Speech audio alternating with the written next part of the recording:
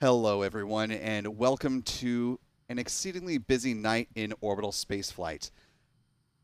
I'm Will Robinson Smith, reporter with Spaceflight Now, and you're watching our live coverage of not one, but two orbital class heavy lift rockets that are set to lift off from two spaceports here in the United States and one down in French Guiana.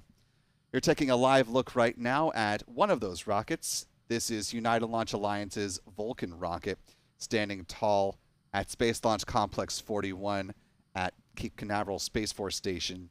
Soon we'll also be getting views of the Ariane 6 rocket, but here's a quick glimpse of that launch vehicle, which is in the launch position and standing by ahead of the liftoff of a dual spacecraft mission on board that particular satellite that is designed to help augment both weather forecasts as well as climate modeling. We have much more to say about this mission as well as the flight that's getting ready to launch from here in Florida. This is a unique opportunity where we have both of these countdowns running simultaneously. You can see on the upper left-hand corner of your screen the countdown for the launch of Ariane 6, which is an instantaneous liftoff from down in French Guiana at Europe's spaceport. On the right is Vulcan, which is set to lift off about 20 minutes after that. ULA has an hour-long window and has pushed their liftoff time to pretty much just about the end of that opportunity. We're continuing to keep an eye on all of the impacts from both ranges as well as the weather forecasts, the health of the spacecraft, and the health of the rockets as we roll on towards the planned liftoff of both of these critical launch vehicles for both Ariane Space and United Launch Alliance. As we're getting going here, I want to thank the more than 1,600 of you who are watching along with us live now in this dedicated dual launch coverage. If you haven't already, you could do us a big favor just by clicking that like button and sharing the stream to allow some more folks time to get notified themselves and join us for this double launch coverage.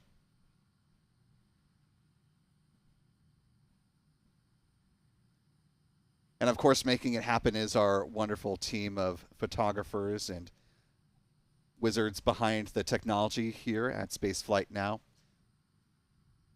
We have our Stephen Young, who is running quite a bit of technical applications behind the scenes.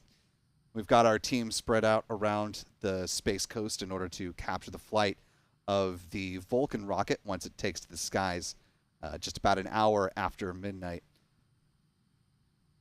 You can follow our photography team as well on X. Adam is at ABurnNYC. Michael Kane is at MD Kane Jr. John Pisani at John Pisani Photo. Be sure to follow Spaceflight Now simply at Spaceflight Now. You can also find us on Blue Sky, Threads, and Facebook. We're also joined in tracking assistance tonight by our friends Chuck and Jen Briggs with C&J Images, as well as Pete Carsons with Max Q Productions.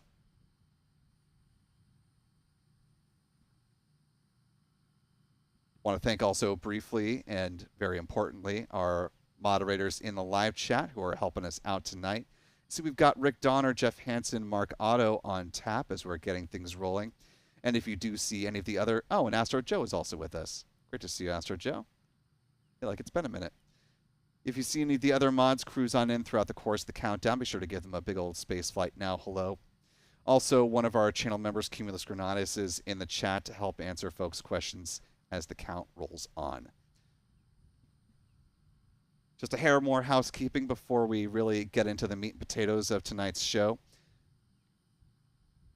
Of course, our channel member community make these live launch opportunities possible, and especially when it comes to big launch coverage, we are especially appreciative for all of you supporting what we do here at Spaceflight Now. So thanks to folks like Mark Pachotnik, the Rocket Girl, aforementioned Cumulus Granatus, Sulfur for Lunch, I Am Lita, Bridget Schultz, and many, many others. Channel membership comes with a number of perks, including discounts at our online shop, which is shop.spaceflightnow.com. Access to our member-only videos here on YouTube, access to our members-only Discord server, and of course the ability to watch our live launch liftoff moments from here in Florida in 4K.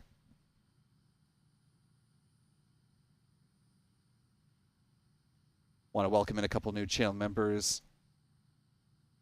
Florida Victory and Helen Bailey joining us with membership at the Pad Leader level. I'm Lita, marking 20 months with us at the Pad Leader level. Who says, thank you, Spaceflight Now, Will, Team, and Mods. Thank you, Lita. And a big thanks to channel member Artemis for gifting 50 Spaceflight Now memberships and helping to grow our community here on YouTube. Big thanks, Artemis. Appreciate you as always, and thank you so much for that level of generosity. To our 50 newest channel members, welcome aboard. We're glad to have you with us. If you haven't already, be sure to thank Artemis in the chat, and we hope you decide to stick around with channel membership.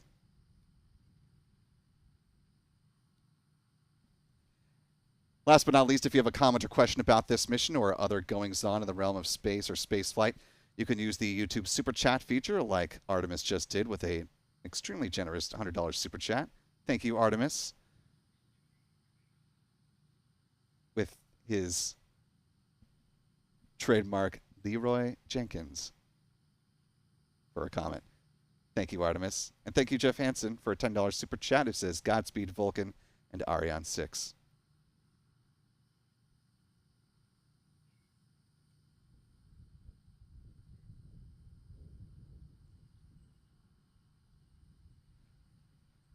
Before we pop over to talk about the payload on board the Ariane 6 rocket, just want to give you a quick update on where we are as far as tanking with the Vulcan rocket is concerned.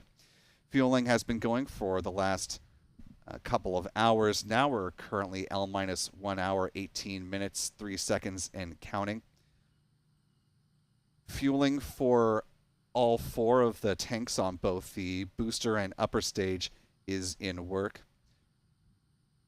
Most recent update within the last 10 minutes is that the Centaur upper stage's liquid oxygen tank is now full and in topping mode.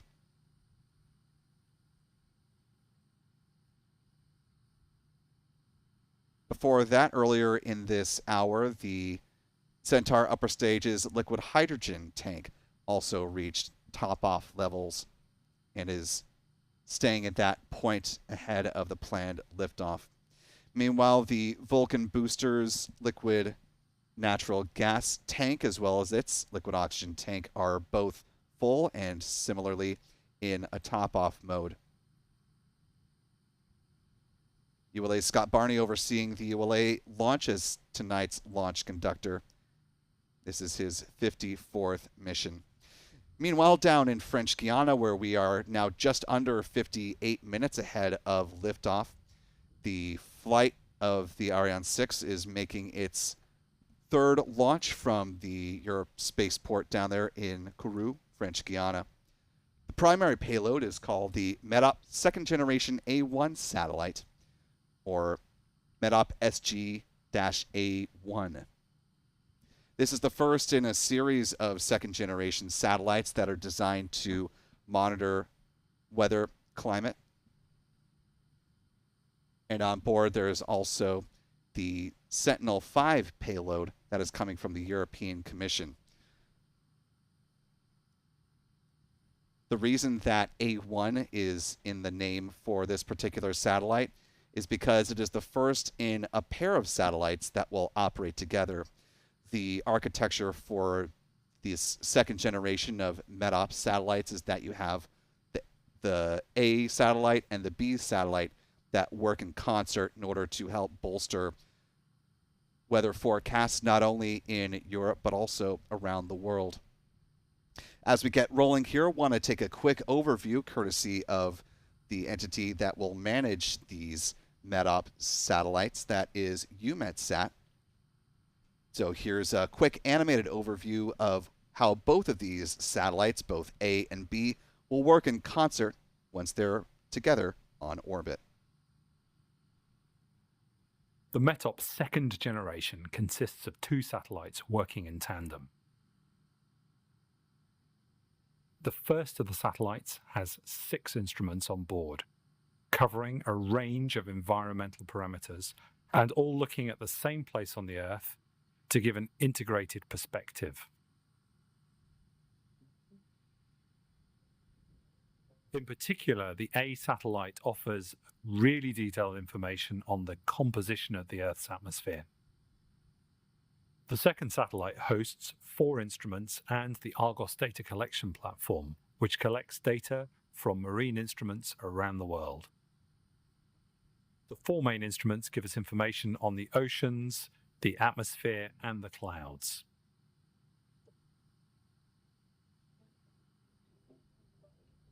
Each instrument has its own scanning pattern and perspective. Some of the instruments give us vertical profile information of temperature and humidity, or of the chemical composition of the atmosphere. Some of the instruments are sensitive to the clouds, giving us information about the particle sizes or the distribution or the makeup of the clouds. Other instruments see through the clouds. Some of the instruments give us information about the surface of the land or the ocean. The data from the instruments can be used individually, or the information can be integrated to give us a full picture of the environmental system. The comprehensive data from these satellites feeds into the models used for forecasting the Earth system. And all of the data are used by science and research across Europe and the world.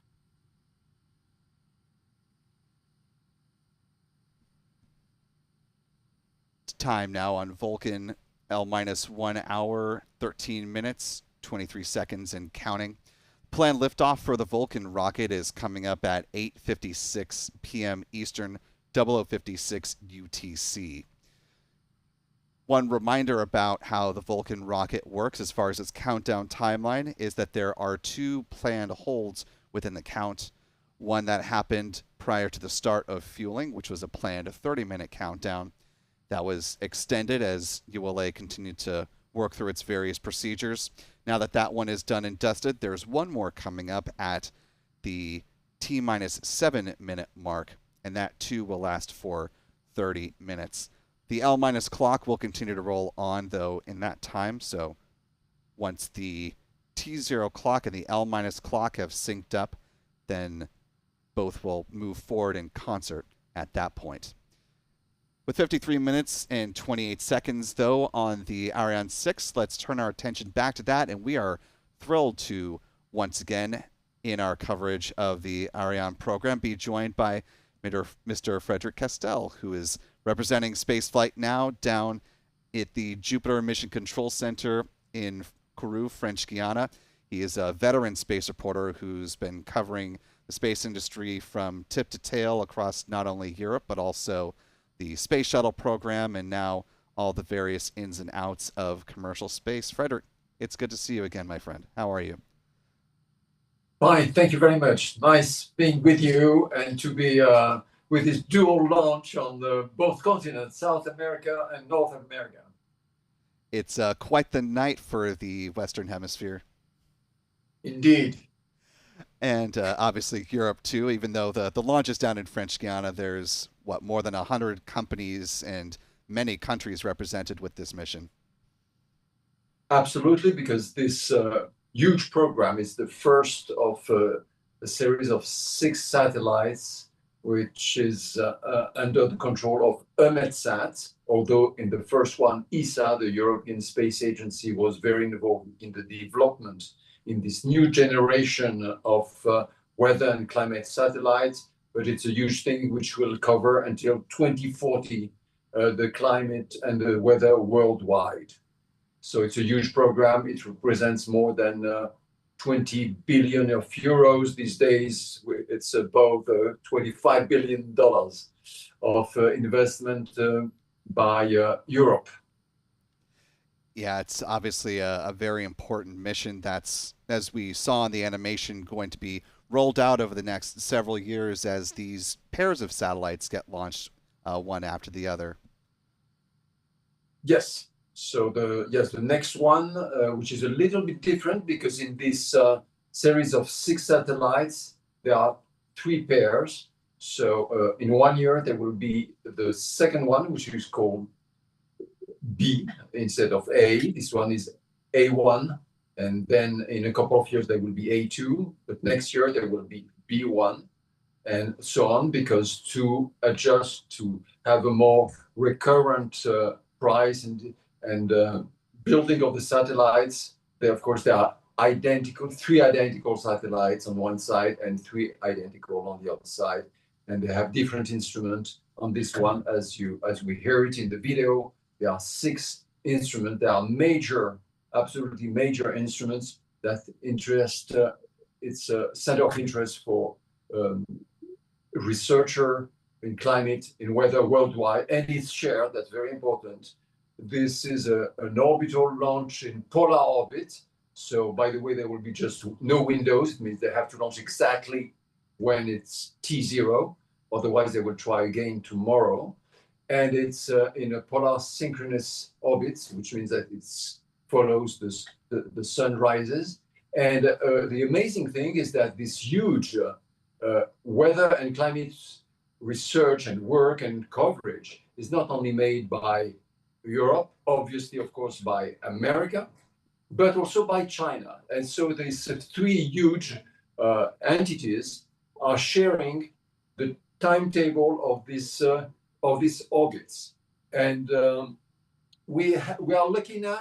Right now, we have a VIP guest of EUMETSAT, who will explain even better than I do. Mr. Kourou, could you join us, please? You are live with our team in Cape Canaveral, where there is another launch in 20 minutes, Vulcan launch. So Paul Kourou is a director of strategy of EUMETSAT. And EUMETSAT is a European organization and exploitation of meteorological satellites for decades. And it represents 30 countries. So can you tell us how important is this new generation of satellite? What is different in it compared to the previous generation, other kind of satellites who are not anymore in geosynchronous orbits? So I will try, but before talking about the innovation, I think what is important. Yeah. Let's see the camera. Yes. What is important is to explain that we first have a continuity. And in what we do, so monitoring the weather and the climate, having continuity of observation is absolutely essential. So MetOp Second Generation is first the continuity of the first program. And then, of course, as we are developing new satellites, we are bringing innovation, and in 2 ways. So the first way is that we have improved an instrument compared to the one we are flying today. Yeah. So basically, I can give you an example. We have an EASY instrument flying today on MetOp. We have the EASY Next Generation. It's a huge instrument. Huh? It's the largest volume instrument. It's 400 kilograms. Yeah. But we have it with more spectral bands, with a higher resolution on the ground. So we provide data of better quality following weather forecast. So this is a type of innovation. We have also brand new instrument, like the 3MI instrument. And on top of this, we have a mission from the EU Copernicus program, which is more looking at the air quality. So trying to determine in the atmosphere the pollutants and the trace gases. And this mission is dedicated to make air quality monitoring. Yeah. So this is the innovation of the MetOp Second Generation program, and this is what you will get from our new satellite. And it's also very important because we are worldwide, we have this problem of pollution, and for human beings, we speak about millions of people who are getting sick or even victims of the atmospheric pollution on one side. So some instruments will work on the pollution, others will work on, I think, on the models to understand better what is going on with the climate and the climate change. Isn't it? Yes, and this is why it is important to have continuity. So we started the MetOp satellite in 2006. So we have today 19 years of observation. Yeah. And with MetOp Second Generation that we are launching to do, we'll guarantee this type of observation until 2045. So which means that we'll have series of observation from 2006 to 2045, 39 years of operation. 45, Observation. And what we are doing in EUMETSAT is that we are reprocessing all these data to create coherent observation series that could be used by the climate scientists. And with this series of observation, you can determine if there are changes in the general pattern of heat, weather, temperature, humidity, so you can help understanding the phenomenon related to climate change. And when you arrived, I was speaking about that you share and you will share all this data with other big countries, like of course United States, China, and some other Asian countries. How it plays with the polar orbit?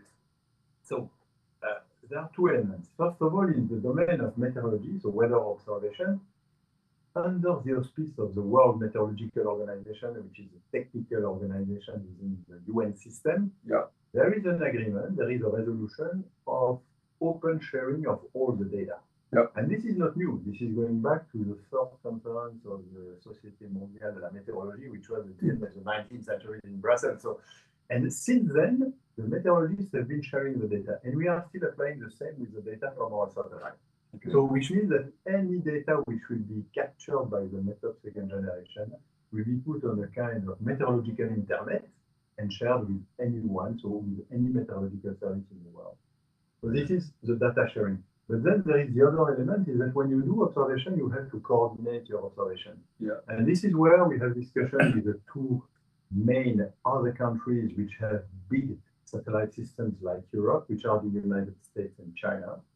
And there we discuss to make sure that you are deploying these satellites on orbits which are complementary, so that we are not observing the same place with the same instrument. We are observing different places at different times with the same instrument. And as we share the data, then we get a lot of benefits from this international coordination and cooperation. And so, if I may ask, it's not a political question, but even now with the new policy in the US where science research about climate is not a priority, let's put it this way, still, I mean, the American scientists, American researchers, and people from different weather organizations are very interested and confirmed that they're interested to share the data. I will respond to you using a European example. So if you look at the quality of the weather forecast in Europe, we see that to do a good weather forecast in 1 day, 3 days, or 5 days, basically the impact of a satellite like MetOp SG is 25%. But the impact of the data that we receive from the United States is 20%. Which means that in the package of data that we use to do a good weather forecast, the contribution of the data that we receive from the United States is very important. So we could imagine that it's exactly the same on the other side of the Atlantic. And that today, the United States are highly benefiting from the data they receive from European systems. And therefore, we are in a kind of win-win situation where the sharing of data is important. And what we have observed since the beginning of the new administration in the United States is that this willingness to continue the cooperation with Europe on meteorological observation and sharing of data is something which has been confirmed. And today, it works very well. Very good. That's very important. Will, do you have any question on your side from Florida? Yes, of course. Thank you so much for taking the time to join us this evening, and best of luck with the mission. I guess once separation occurs, I know there's a couple minutes for acquisition of signal, but about how long after that will you need for the commissioning period? I suppose, at what point do you expect to start receiving quality scientific data? Okay, so that's a very good question because this is very important. So as I explained, to do a good weather forecast, you need good data, and therefore good data means good calibrated and validated data. So what will happen after the separation is that we will not take over the control of the satellite. It will be taken over by one of our industrial partners based in Italy, and they will first, during 2 or 3 days, put the satellite on the right orbit. And it's only after these 3 daes that EUMETSAT will take over the control of the satellite. And then there is a whole procedure to first check the health of the satellite. And after that, we will start activating the instrument, which will take a bit of time. And once the instrument will be on and will start receiving data, there will be a long phase of calibration and validation. And to come back to your question, our objective is to deliver operational data qualified after 1 year. So 12 months is the commissioning time that we expect for this new satellite. And I believe that, the more accurate and the more sophisticated is the satellite, the more difficult, not difficult, but challenging is to calibrate it, to have exact yes, and of figures, course, and to have all these complementary instruments.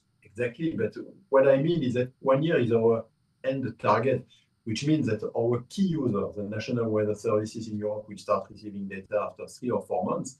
But then we will work with them to really assess if the calibration is good, if we need to make correction on the data. And when I mean an operational service is a permanent data flow to National Weather Service 24/7 without interruption and guarantee of service. This is the target of 1 year. But to see the first data, it's after a few months. And then we need a period of 6 to 9 months to work with the users to make sure that the data are reaching the quality level that is required to really have a positive impact on their weather forecast. Well, yes. Yeah, just to jump back in here, thank you for that. You know, this is, correct me if I'm wrong, but I believe this is also the second mission that is being done in coordination between EUMETSAT and the European Commission with the Sentinel-5 payload that's on board here. Can you talk about some of the learnings between the cooperation that had to happen from the CMS-3 launch earlier this year on Vega C that was able to port over to this mission? With microcarb? Do you mean the microcarb launch? Yes, excuse me. Yes. Okay, this is okay. Then I can explain to you a bit what will be the involvement of EUMETSAT in microcarb and why we are involved in microcarb. So microcarb is the first European mission which is purely designed to monitor the carbon, the CO2 emissions. And we wanted to be we are not going to operate the satellite. So the operation of the satellite will be done by CNES in France, but we will be the entity responsible for processing the data and delivering the data to users. And we are doing this because in 2 to 3 years from now, so in 2027, 2028, we will operate on behalf of the European Commission a constellation of satellites in the context of the Copernicus program, which is called CO2M. And this constellation has been decided by the European Union in support of the implementation of the Paris Agreement to support the inventories of CO2 emission globally. And for us, it is very important to have data to validate all the algorithms that we have put in place, and also all the means of processing, storing, distributing the data, so that when the CO2M mission is launched, we have a ground segment which is operational as soon as possible. And this is why microcarb was so important to us. And this is why, together with CNES, the European Commission, and the UK space agencies, EUMETSAT was involved in the microcarb project, again, with the objective of processing the data for delivering microcarb product, but also for validating all the effort that we are putting in place, be ready on day one for the operations of the European Union Copernicus CO2M constellation.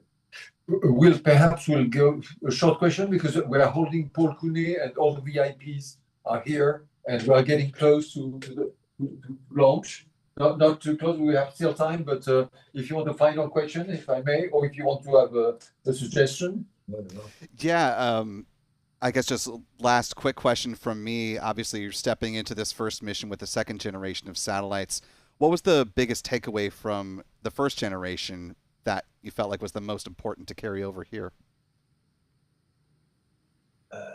I would say I would come back to the beginning of my intervention, the need for continuity. So this is really critical for us to launch today because we are arriving at the end of first generation. We see that the satellites are getting older, and we really need to have this new generation in orbit to make sure that the national weather services over Europe in the 30 member states of EUMETSAT continue to have access to this flow of data. And this is a lesson learned. So because we deployed the MetOp satellite one after the other, we saw that we might have issues in the transition between two satellites. And this is why we have decided now it is the right time to start the second generation, even if we have 2 MetOp satellites still in orbit, to make sure that there is no gap, that we have time. Again, we talk about the calibration of microcarb data and also of this one, it will take 1 year. So we know that we need time to make sure that when MetOp SD is operational, there is no gap with the current generation. And I think this is one of the big lessons that we have learned. There are many other aspects on which we have learned. We have learned that when you launch a program like EPS Second Generation, which is a program we'll have 6 satellites, 6 MetOp Second Generation satellites. So we will cover observation from 2025 until 2045, so 20 years of that observation. So one of the lessons learned is that you need to be very innovative, because if our satellites are not innovative today in 25, could you imagine how they will be in 2045? Yeah. And this is why we are embarking very cutting-edge technologies, instruments like EASY-NG or METIMAGE or CMI tonight, which is a brand new instrument. These are really top of the game instrument, and we will learn a lot from these instruments, and we are sure that in 20 years from now, this instrument will still deliver valuable information to the weather services. Yeah. Okay. So it's always a bit the mix that we have in our job. It's a mix between continuity, operationality, but also bringing innovation. Well, okay. Paul, thank you so much for your time. Pleasure. And good luck with the launch. And go MetOp SG, we say. Here everybody says that. That's it's important. And all the best also for your first Vulcan launch. 20 minutes after. Yes, thank you so much. Yeah, it's just about 20 minutes separating the two, so a lot of excitement tonight. Really appreciate your time, sir. Super. Pleasure. Thank you, Paul. Okay. And you're taking a live look right now at the Ariane 6 rocket, which is standing tall at the launch pad there at Europe's spaceport in French Guiana. Just about 34 minutes remaining on the clock before the planned liftoff of this rocket. Fueling moving along well, as is the case here in Florida, as we take a live look now back at Space Launch Complex 41, where you have a fully fueled Vulcan rocket getting ready to launch the USSF 106 mission. This is a really important milestone,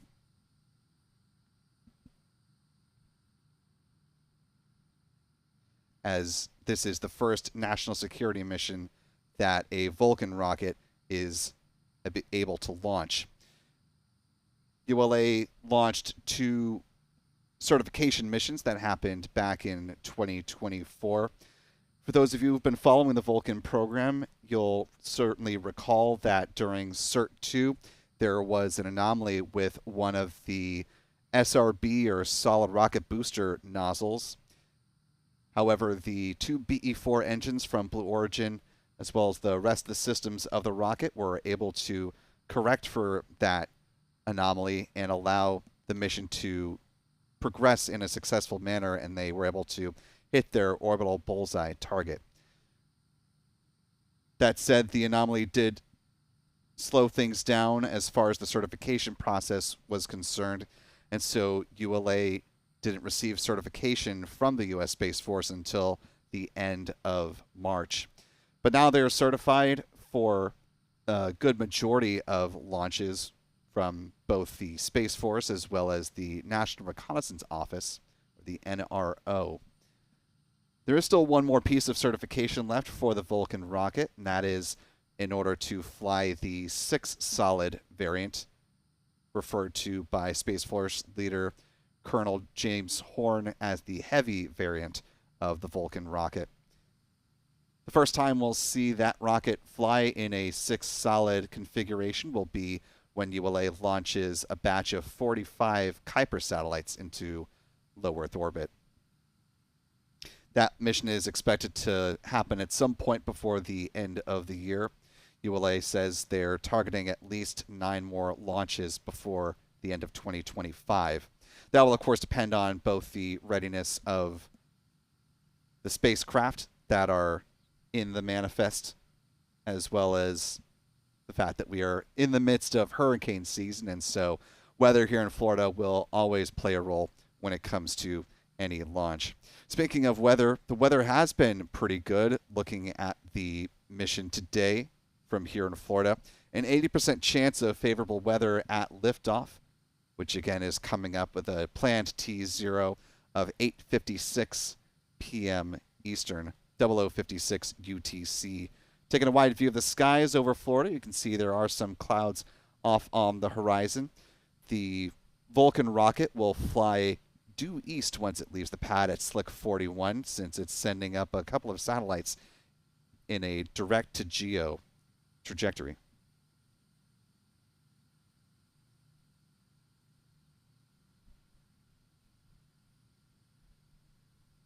Meanwhile, down in French Guiana, things are also progressing well towards a liftoff of that rocket with just a little more than 30 minutes ahead of flight.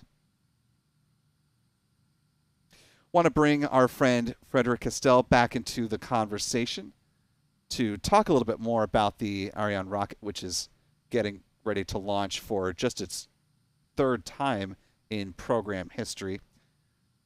Frederic, if you're still there with us, want to just pick up right there. This is the third flight of an Ariane 6 rocket, coming about half a year after you and I were talking about the second flight.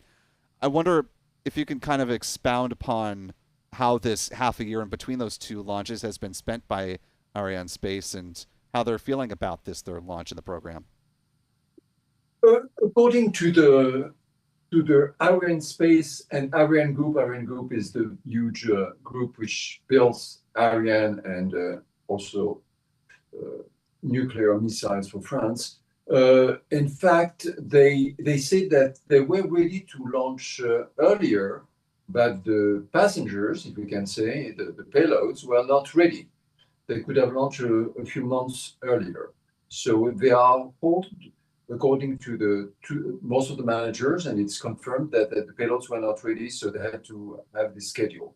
Then we know that, if, of course, a third launch of this new heavy launcher will give some more reliability of the new launcher. Most of the experts and people who have been through Ariane 4 decades ago and Ariane 5 know that, and most of the satellites, most of the rockets in the world, they know that 3 successful launches in a row is a good test that the customers feel reliable, and once they are there, I think the challenge will be not only, of course, to have the customers, and they have 3 years of customers ahead of them.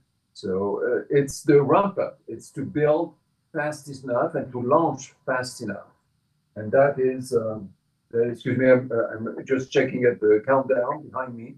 And that will be, of course, the new challenge for Ariane 6 and all the teams here and in Europe to build up and to be able to launch more and more per year, up to 8 launches a year in 3 or 4 years from now. Yeah, of course, ULA is also looking at the path to ramping up their launches with the Vulcan rocket as they start to retire things with Atlas V. Delta IV obviously has made its last voyage.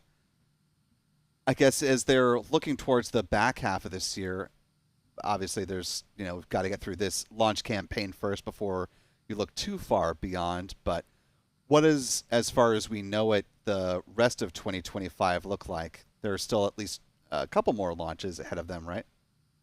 Yes, for sure. There will be at least 1, hopefully 2. They have to see what's going on. We didn't hear lately, and of course everybody's expecting to see this launch to be successful, to go on with the next launches. And in French Guiana right now also it's pretty active because of course you have Vega C, the smaller launcher, and you have also a lot of work going on about the very light launchers, and there are about 4 to be in the game in a few years. And here they are starting to build the first little pads for small launchers, because once we'll have some constellation, even a MetSat constellation, they won't be launched anymore on Ariane 6, which takes very heavy payload. Like today, it's a 4-ton satellite, it's MetOp NG. And so they need also smaller launcher in Europe, even smaller than Vega C, to launch light satellites. That's what the situation is at this point here. But French Guiana, Kourou, the Space Center is pretty active to prepare a lot of different programs in parallel. Of course, it's nothing to compare with what's going on in Cape Canaveral and the United States.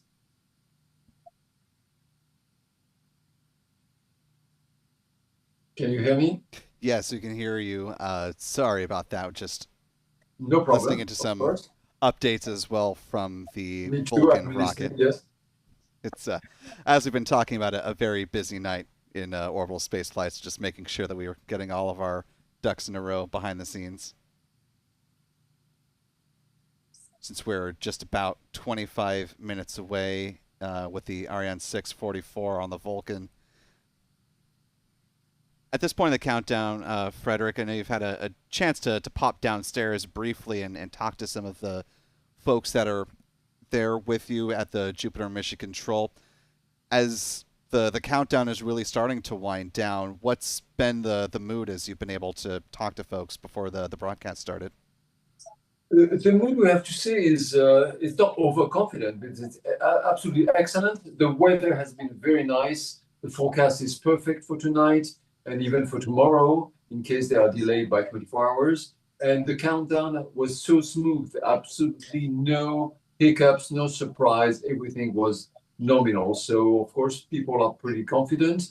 It's August month. There have been some VIPs and people coming from Europe, but it's not crowded. There are not too many people because a lot of people in Europe are on holidays. You know, August is something sacred in Europe. People don't like to work, so this launch is not crowded with VIPs and politicians. But the people who are here, a few hundreds, are of course very, very motivated and very excited to see this launch because they understand that it's the future really of understanding and following what's going on with the climate. It's really fundamental. It's not just the weather, the short-term weather. It's the science behind it. It's the models, and the models are very important to make the forecast good enough. And some experts were telling me, and people were telling me, okay, right now we have very reliable forecast for 3-4 days. With the better model coming from this kind of satellites, we'll get the forecast of 5 days with the same reliable information saying, okay, we know what's going on in the next 5 days. So it's very important for this big weather pattern, big weather system, and also the climate. And that's, of course, not only for Europe.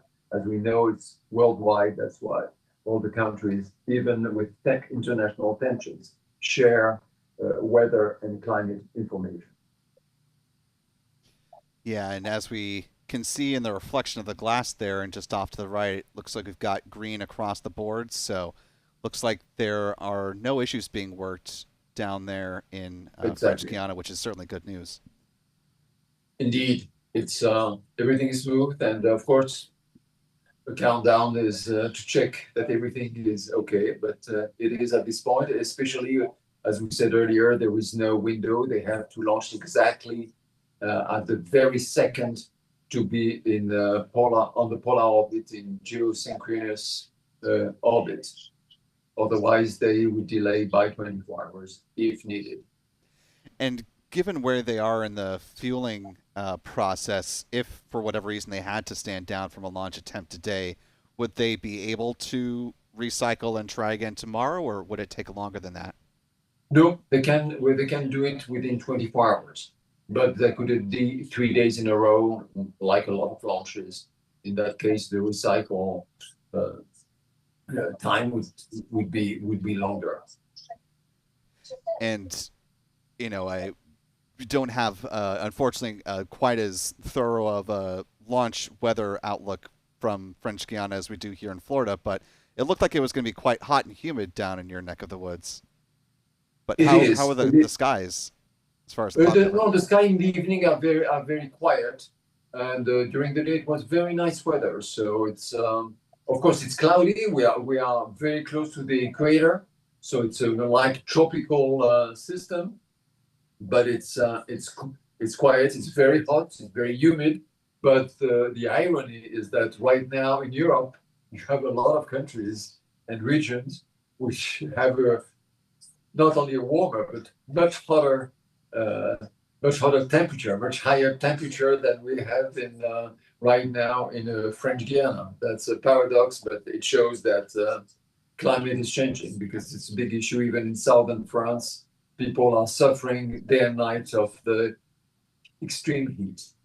Well, one thing that was touched on in some of the pre-launch briefings for this mission that folks may not know, you certainly do, Frederick, but for our audience, that Europe is one of, if not the fastest warming region in the world. So as we need to continue studying the impacts of climate change, it is paramount in many places around the world, but certainly Europe chief among them. Yes, exactly. You put the point when we see worldwide this the climate pattern and especially the higher temperature. Yeah, Europe is hit quite strongly, and also the Mediterranean Sea becomes one of the hottest sea ever. We have the highest temperature ever seen in the last couple of years, and that plays, of course, a role. As we know, the sea is a cooling system. But when it becomes too hot all around, the heat can be extreme, and this is the case all around Mediterranean Sea these days. So it's harsh, and nobody knows exactly what the cycle is. But things are getting worse, so we have to study, as we know, the climate and the atmosphere is not just a simple system to diagnostic. The diagnosis is complex. It's like the discovery of the body in the 17th century and 18th century. So it's a whole system, and the whole system is complex to understand. And that's why all the countries in the world put all these efforts and all these instruments in space, because space tools, space means are the only one to have this global approach and to understand what's going on. Absolutely. And speaking of things that have a global reach and impact, of course, the mission launching from here in Florida is a suite of experiments on one of those satellites studying various navigation aspects that could help to augment the GPS constellation, which helps folks around the world. Want to pivot over to the Vulcan launch for a moment, as we're currently L-37 minutes, 18 seconds and counting.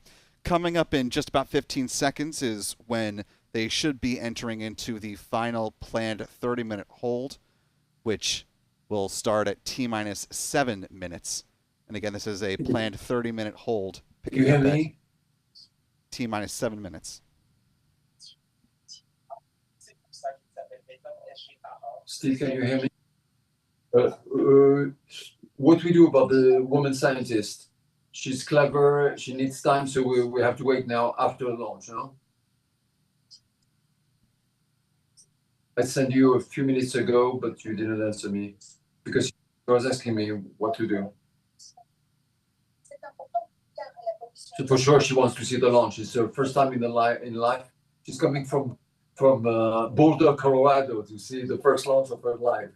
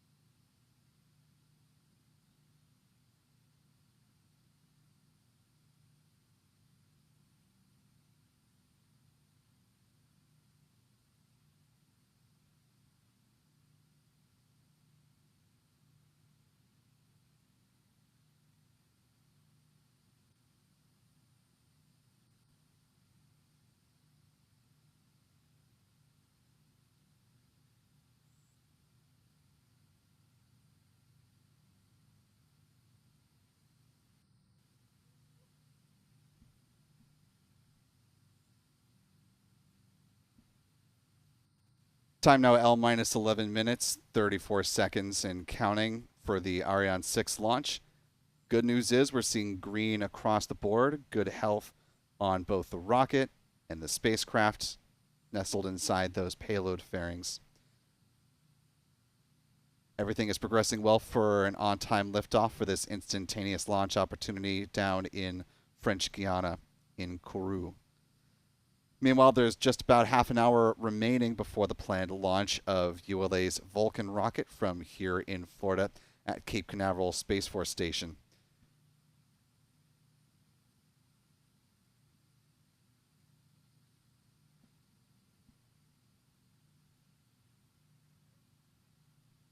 As we're getting ready to see the launches of both of these rockets, if all continues to move along as expected, want to go ahead to an interview that we conducted just earlier today.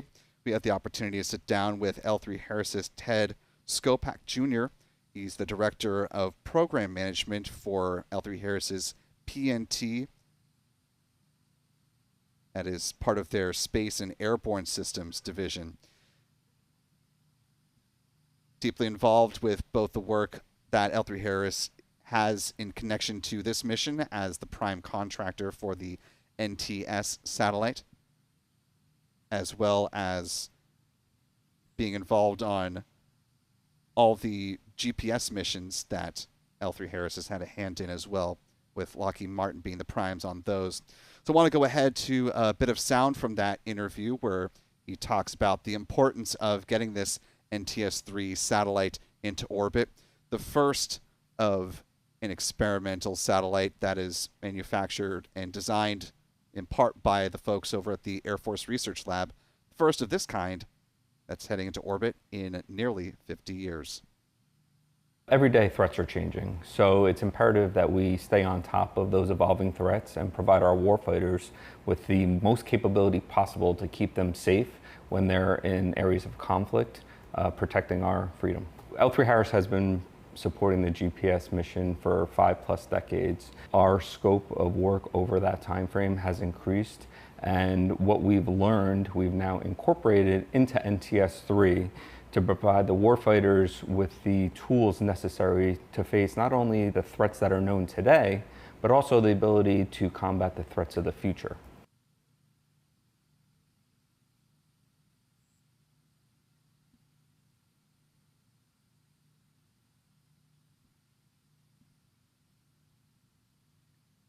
Just a little more than 8 minutes remaining before the launch of this Ariane rocket that you see here live on your screen. Things are progressing well down in Kourou. Want to bring back in our friend Frederick Castell down at the Jupiter Mission Control as we are just minutes away from the launch of this very important mission, a dual satellite that is comprised both of the MetOp SG-A1 as the main satellite, but also featuring the Sentinel-5 payload that is hitching a ride on board. Frederick, we saw a green board just a moment or two ago. Things look good from the outside up here in Florida. How are things looking down in your neck of the woods? Here, of course, everybody's delighted to see all the green lights on the panel, as you can see it. And it's very quiet. Of course, the whole room of VIPs and space managers from Europe and even from other countries are here, and very, very quiet. Nobody's speaking. They just wait for some of them. It's the first launch, so there is a lot of expectation. It's a night launch. Some others are in a different site. Sorry. Yes. Sorry. So yes, it's of course it's a night launch, and it will be quite spectacular. The weather is very calm, no wind, no rain, of course, and everybody's expecting to see a smooth launch, hopefully.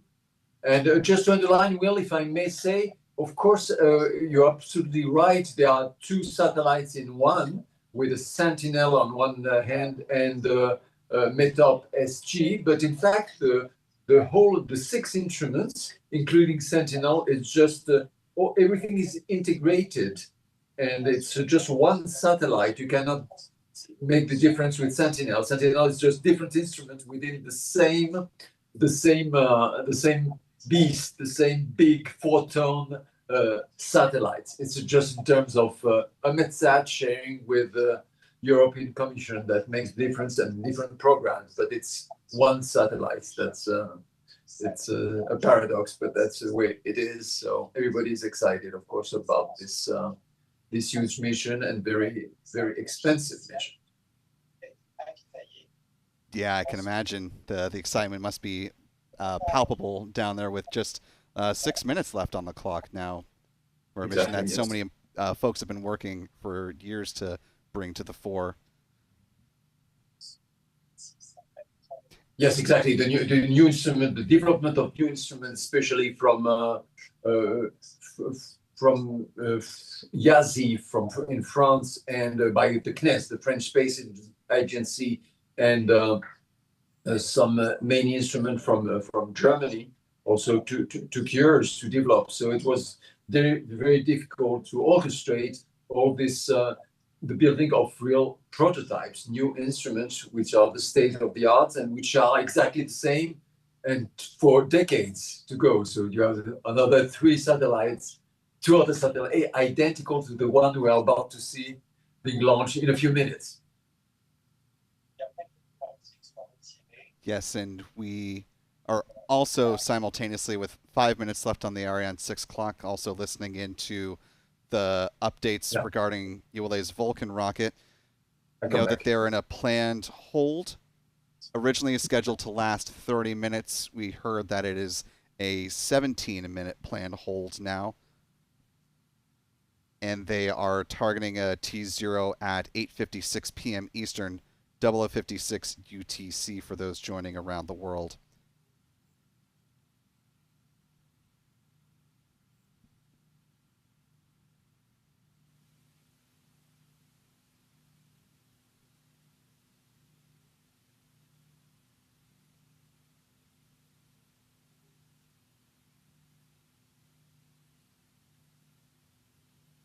Sorry. So, Frederick, as we're getting these live pictures down into Jupiter Mission Control, we're seeing the Director of Operations there in the center of your screen. Can you talk about the position of this role here? Excuse me, I didn't hear the question. I'm sorry, Will. There was some noise. We just got some pictures showing the Director of Operations, who was on the phone for a second, but in the center of the screen as we were just seeing. Wonder if you could talk about that role in the mission. There we go, that gentleman there. Actually, let's listen in. Yes, it's the 5-minute call, and it's now, of course, it becomes critical, like all the countdown, and a lot of operations now are automated. I'm listening.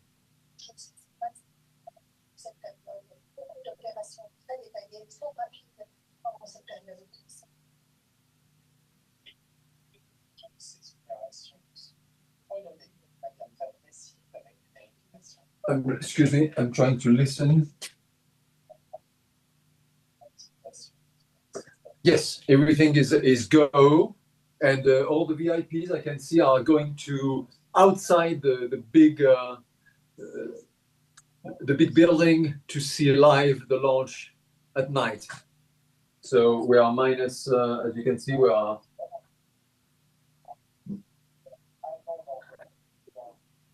a few minutes away. Everything looks good, and Frederick, as we've got just a couple minutes left before Ariane launches, do you need to step outside and monitor things there? No, I will stay. I will just go to check how many people, and I come back to tell you what's the mood. Within 10 seconds, I'm back. Roger that.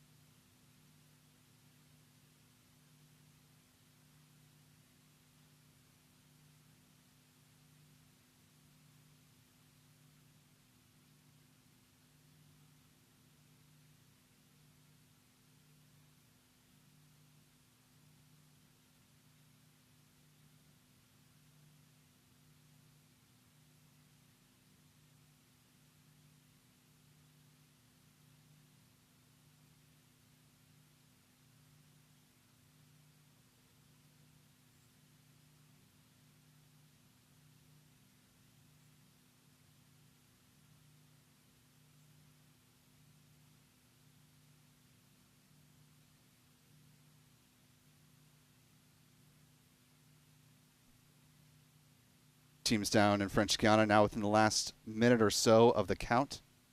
Let's go ahead and listen in for any further updates. As you see, about a minute and a half remaining.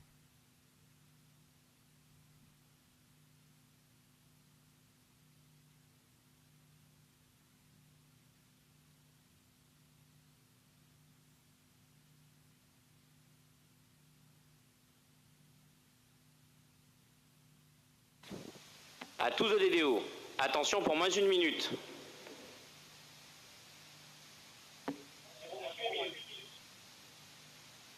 Top, à 0 moins une minute.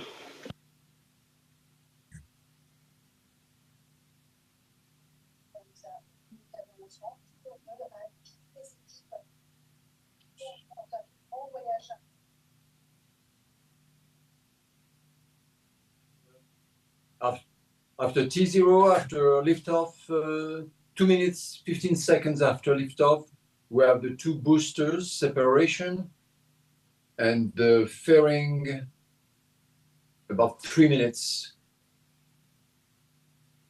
32 seconds. And we have about 8 minutes of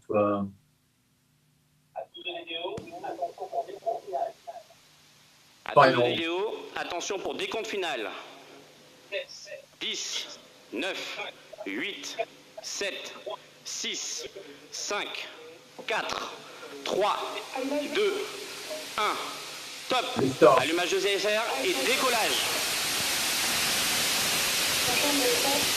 La propulsion est nominale.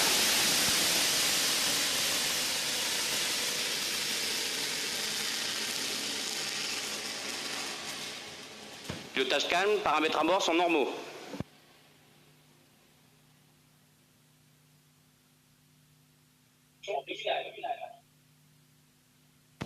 Propulsion nominale.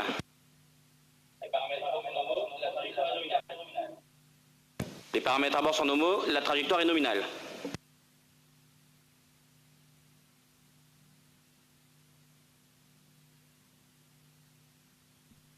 As you can hear it, everything is nominal at this point.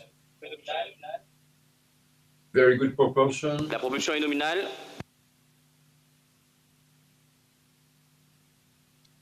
And now we hear here the vibrations. We are kilometers away from the launch pad. We get the noise. Paramètres à bord sont normaux, passage du transonique. Transonic speed. At this point, you hear more and more vibration in the building here.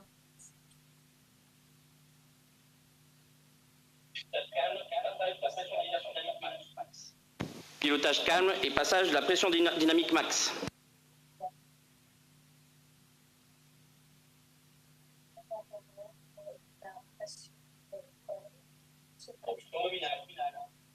Still good, everything going good. Propulsion nominale.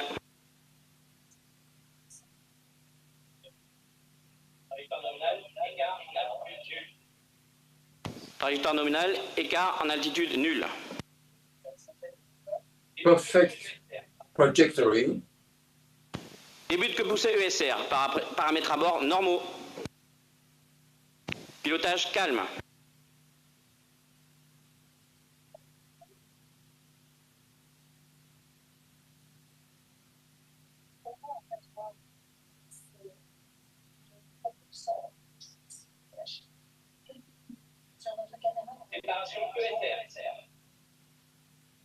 Separation ESR. of the two boosters. 2 minutes. La propulsion est nominale. Seconds after launch. Looked like a clean separation too. Very clean. Clear sky. We can Trajectoire follow nominale. the launcher in the sky. A lot of heat and humidity here. Manœuvre enroulée en cours, tout est nominal.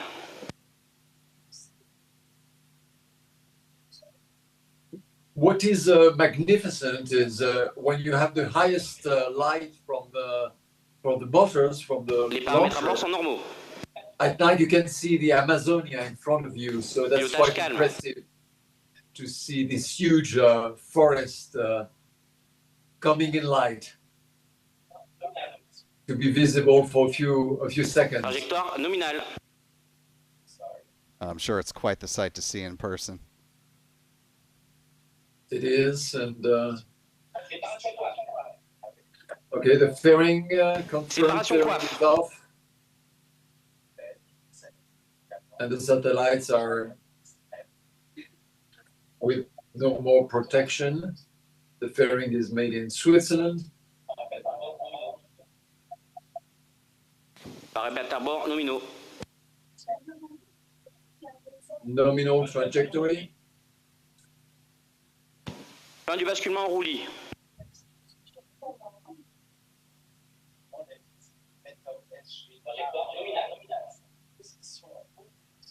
Trajectoire nominale.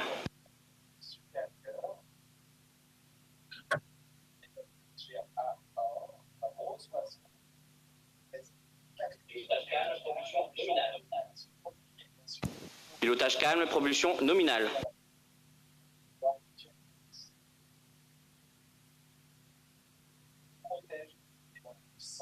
It's quite the split screen we've got here with Ariane 6 making its third flight. Propulsion nominale. Just about 5 minutes into this mission and about 13.5 minutes to go before the third flight of a Vulcan rocket there on the right-hand side of your screen. Countdown progressing towards liftoff at 8:56 p.m. Eastern, 00:56 Pilotage calme, propulsion nominale. UTC. And that call out you just heard, nominal? Nominal, everything as is expected. Yeah, amazing. Everything is perfect. La trajectoire est nominale et tous les paramètres à bord sont normaux. The spacecraft and the launcher are in excellent health. All the data are perfect. Tous les paramètres à bord sont normaux.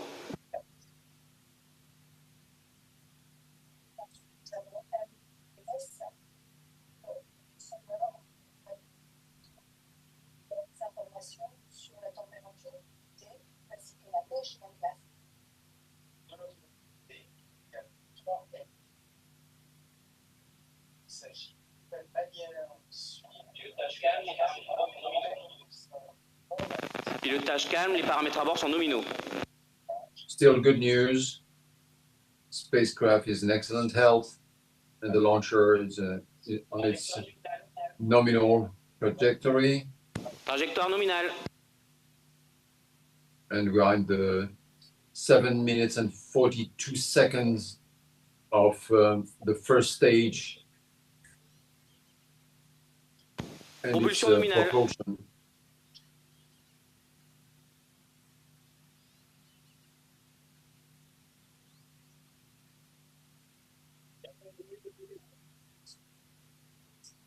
Il reste 1 minute de poussée Vulcan.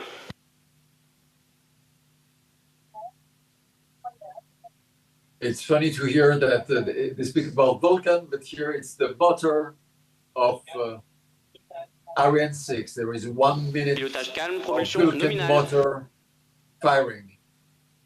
Nothing to do with the launch you are about to follow in Florida. Yeah, Les paramètres à we're bord sont normaux. 11 minutes out. Right.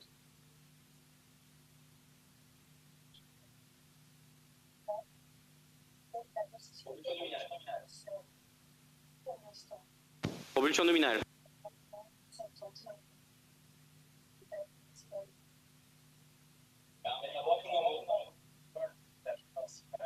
Les paramètres à bord sont normaux.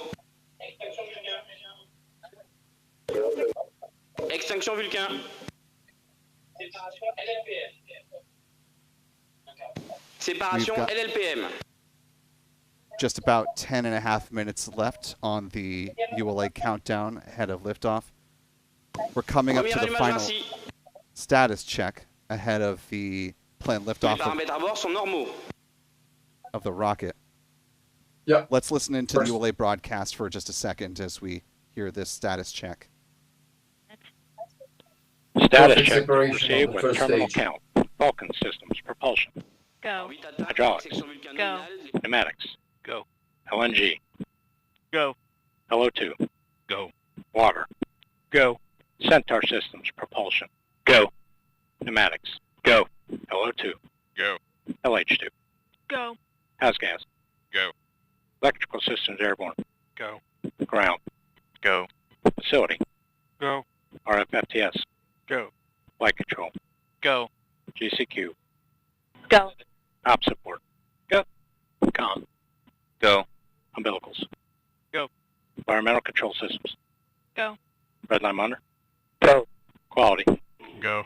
Op safety manager. Go. ULA safety officer. Go. Vehicle system engineer. Go. Anomaly chief. Go. Range and weather. Go.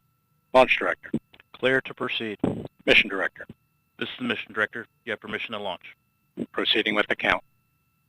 ALC, verify T0 is set for 0056 Zulu. Verified. ABE, issue Polling is MR. complete and the team is go for launch.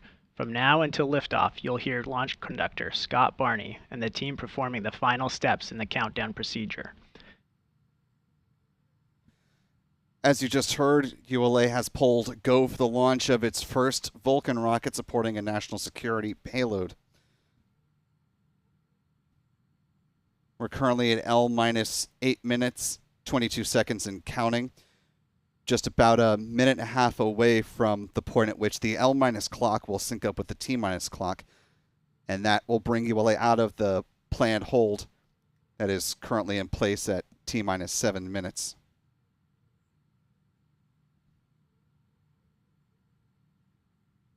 Eight minutes and counting for Vulcan.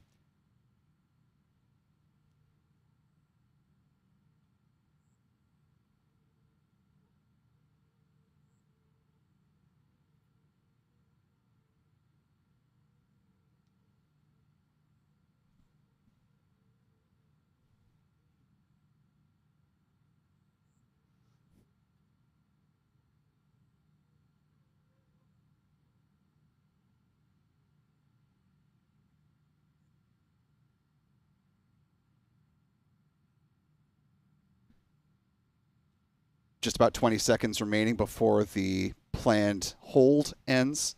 Has lasted 17 minutes. Let's go ahead and listen in for the release of the hold coming up here in just a second. 7 minutes and counting.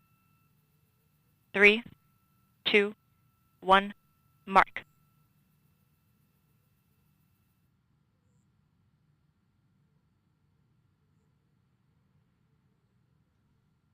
With that, the countdown clock has synced up with the L- clock. Less than 7 minutes to go ahead of the planned flight of this Vulcan rocket.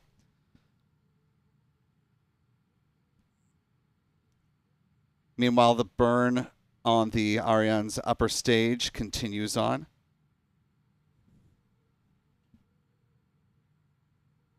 This is a sizzle reel that ULA put together, noting the heritage of the Atlas and Delta rockets that have led up to the upcoming launch of Vulcan. This will be the third Vulcan rocket to take to the skies. Today's mission is also the 101st mission supporting national security payloads. 6 minutes and counting.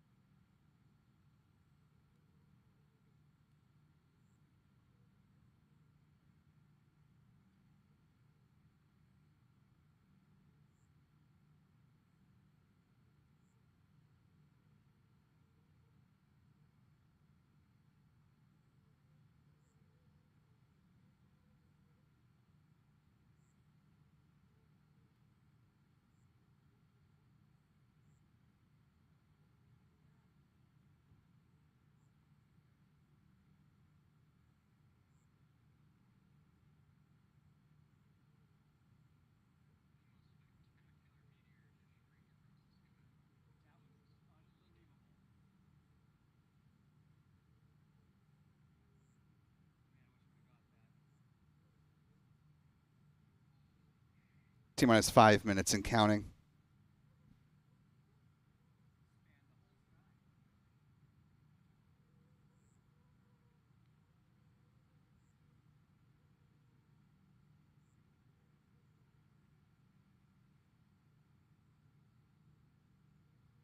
Taking a quick peek at the weather here, the probability of violating weather is 20%.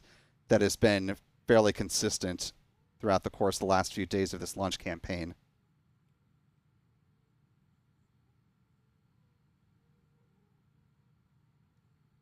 The image on the top right-hand corner of the payload fairing represents the mission patch for today's launch. Here's a mission animation showing the liftoff and planned deployment of the USSF 106 mission.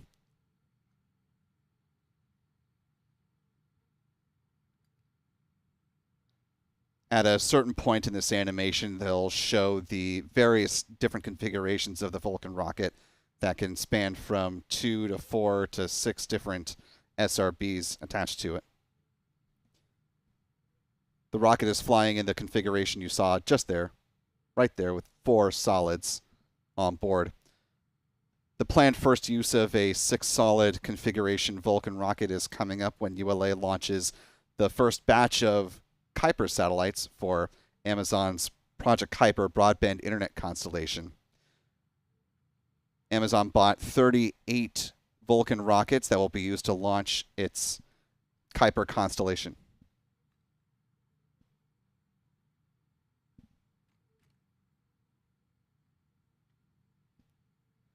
Because this is a national security mission, ULA did not detail the exact timeline for this mission as far as when deployment is expected to occur.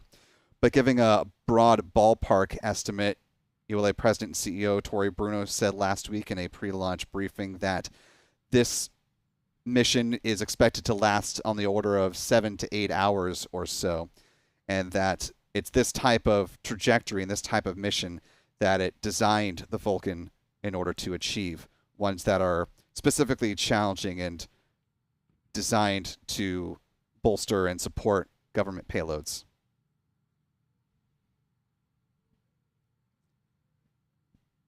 And that payload is not visually representative of what the satellite looks like. But here's a timing of when folks should be able to expect to see the Vulcan once it lifts off on the pad at Space Launch Complex 41.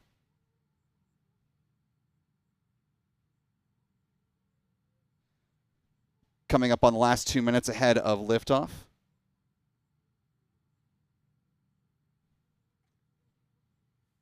Vehicle internal. 155. Launch sequencer start.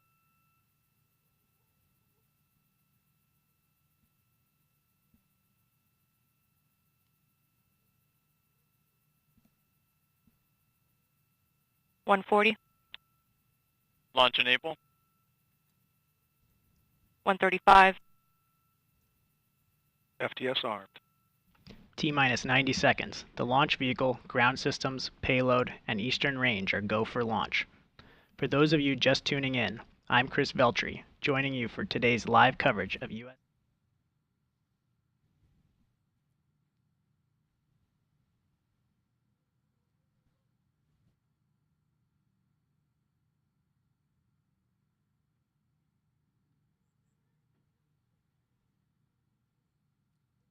T-minus 1 minute and counting.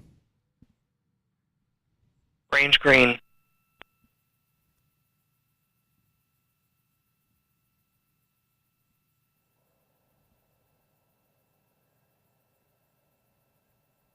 $45. Vulcan tanks at step 3.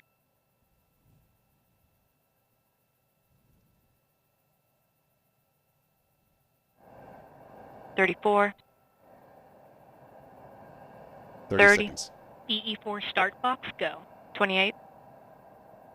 Verify ECS ruse for launch. Verified. 20. Status check.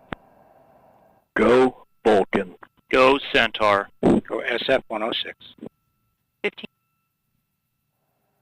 10. T-minus 10, 9, 8, 7, 6, 5, 4, 3. We have ignition. 1.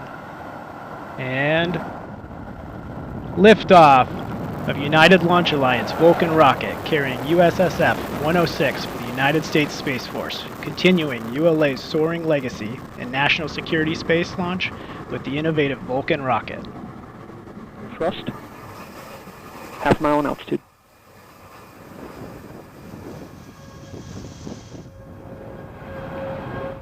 Completed our pitch and yaw program.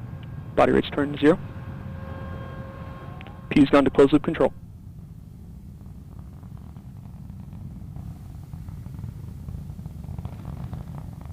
And we've completed our roll program. 3 miles in altitude, half mile downrange. And Mach 1, Vulcan is supersonic.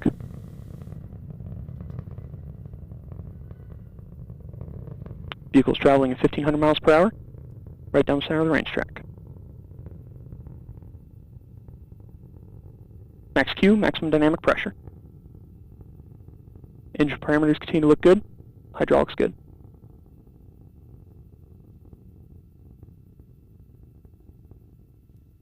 Five miles downrange. You are hearing Daniel Brunson providing launch vehicle ascent data. Good liftoff of Vulcan so far, about a minute and a half into flight. We're coming up on SRB jettison within about 10 seconds. B4s continue to burn nominally.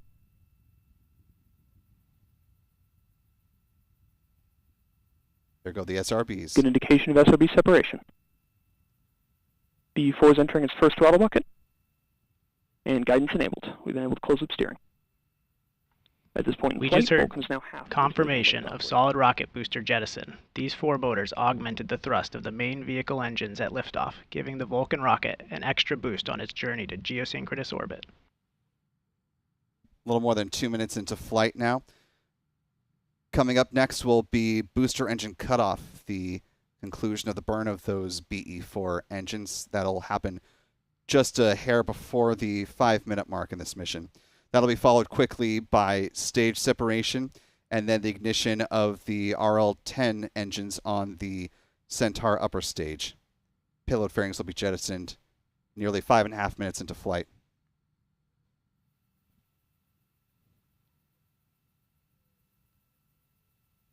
.34 miles in altitude, approaching 4,000 miles per hour.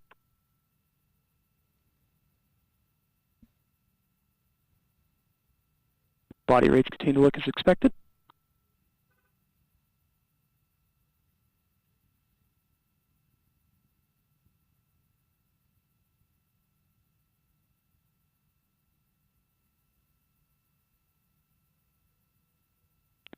Passing 80 miles downrange, Vulcan continues right down the center of the range track.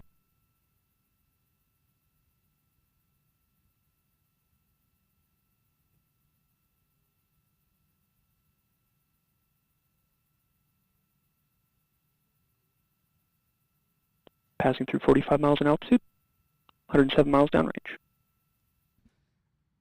As we're awaiting the mark for booster engine cutoff here with the Vulcan rocket. Meanwhile, the flight of the Ariane 6, the upper stage engine has ceased firing and it's now in its first coast period.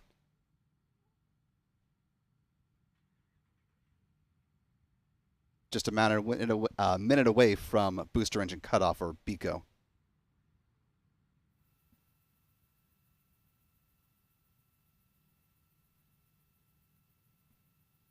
We're now a quarter of our original liftoff weight, 169 miles downrange, 56 miles in altitude.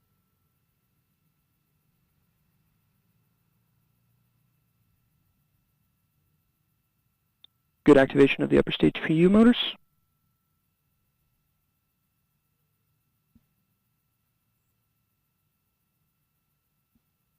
Vehicle's traveling 8,400 miles per hour. This is Vulcan Mission Control at T plus 4 minutes and 30 seconds. We're about 30 seconds away from our next mission events, booster engine cutoff and booster separation, followed by start of the main engine and jettison of payload fairing. Let's return to Daniel Brunson.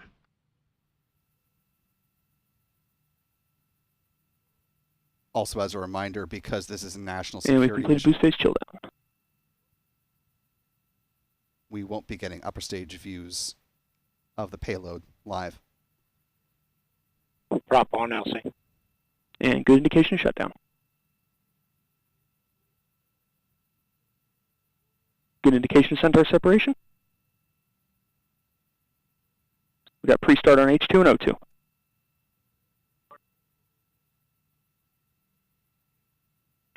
And good start on the upper stage engines.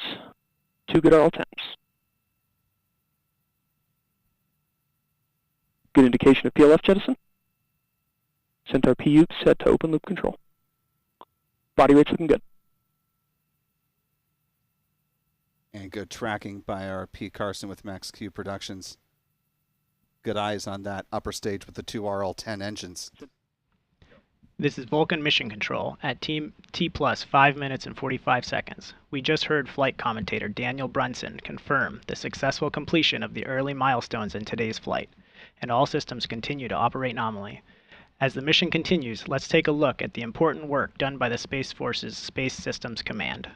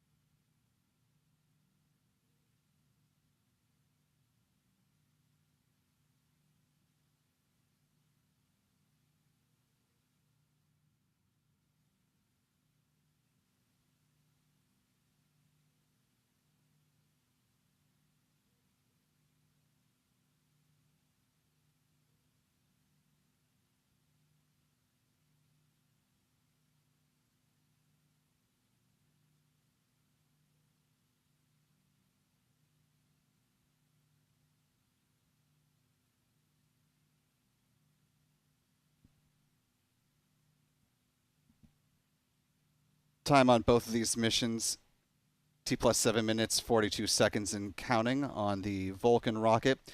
Still getting tracking views from our friend Pete Carson with Max Q Productions, with just a little bit of light still remaining from those 2 RL-10 engines powering the Centaur 5 upper stage. That upper stage heading out due east from the pad, so it's quite a bit of ways from the Florida Space Coast.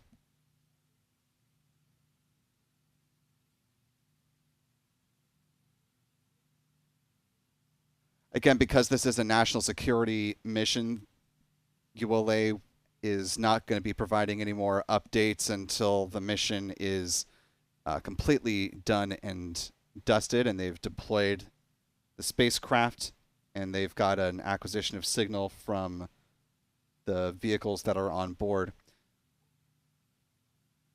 We talked a little bit about the NTS-3 satellite, and you can read more about that on our website right now, spaceflightnow.com. There's at least one other payload that is on board, although the U.S. Space Force declined to provide any information about it, and in fact, well, they just declined to make any further comment on anything that wasn't the NTS-3 spacecraft on board this particular mission. So once public orbital tracking data is available, we'll be able to confirm that there were just 2 satellites on board, or perhaps we'll learn that there was more than 2. We'll have to wait and see once all is said and done.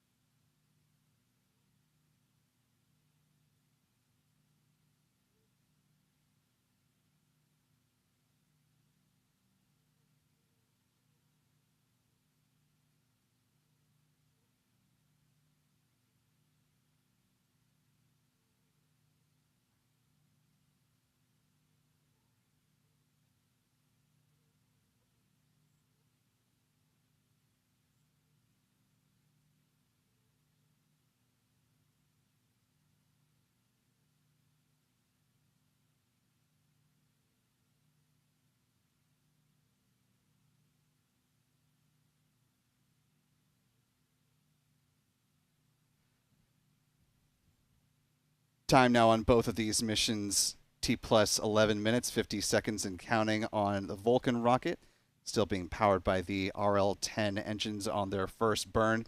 Meanwhile, the upper stage of the Ariane 6 rocket is on a coast phase, a little more than 30 minutes after it had a successful liftoff from Europe's spaceport in Kourou, French Guiana.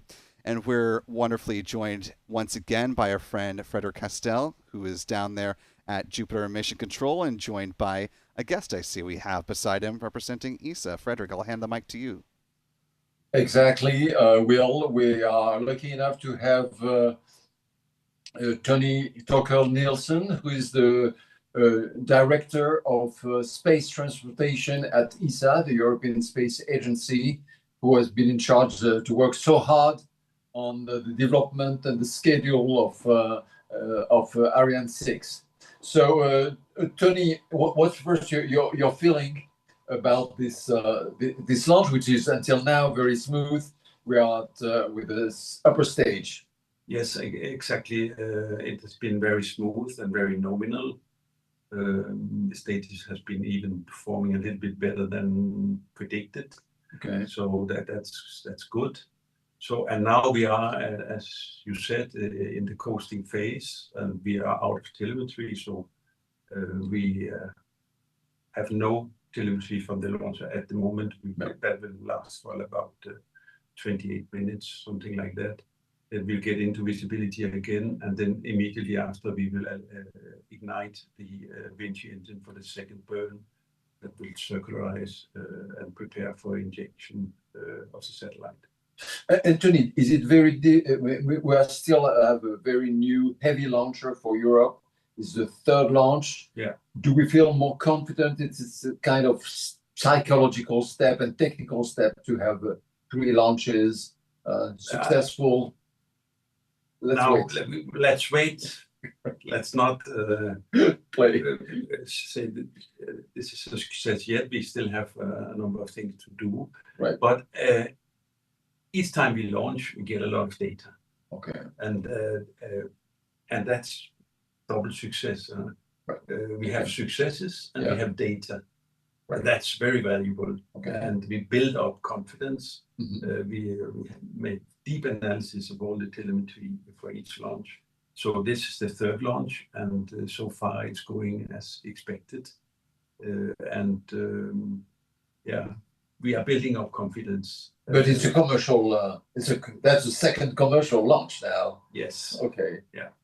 Can you tell us a little bit what we can expect if things are smooth and the mission is fully successful in the next hour and a half? What do we expect by the end of the year and next year in terms of launch by Europe? We will launch nominally 5 launches this year. That's what we have in our planning today.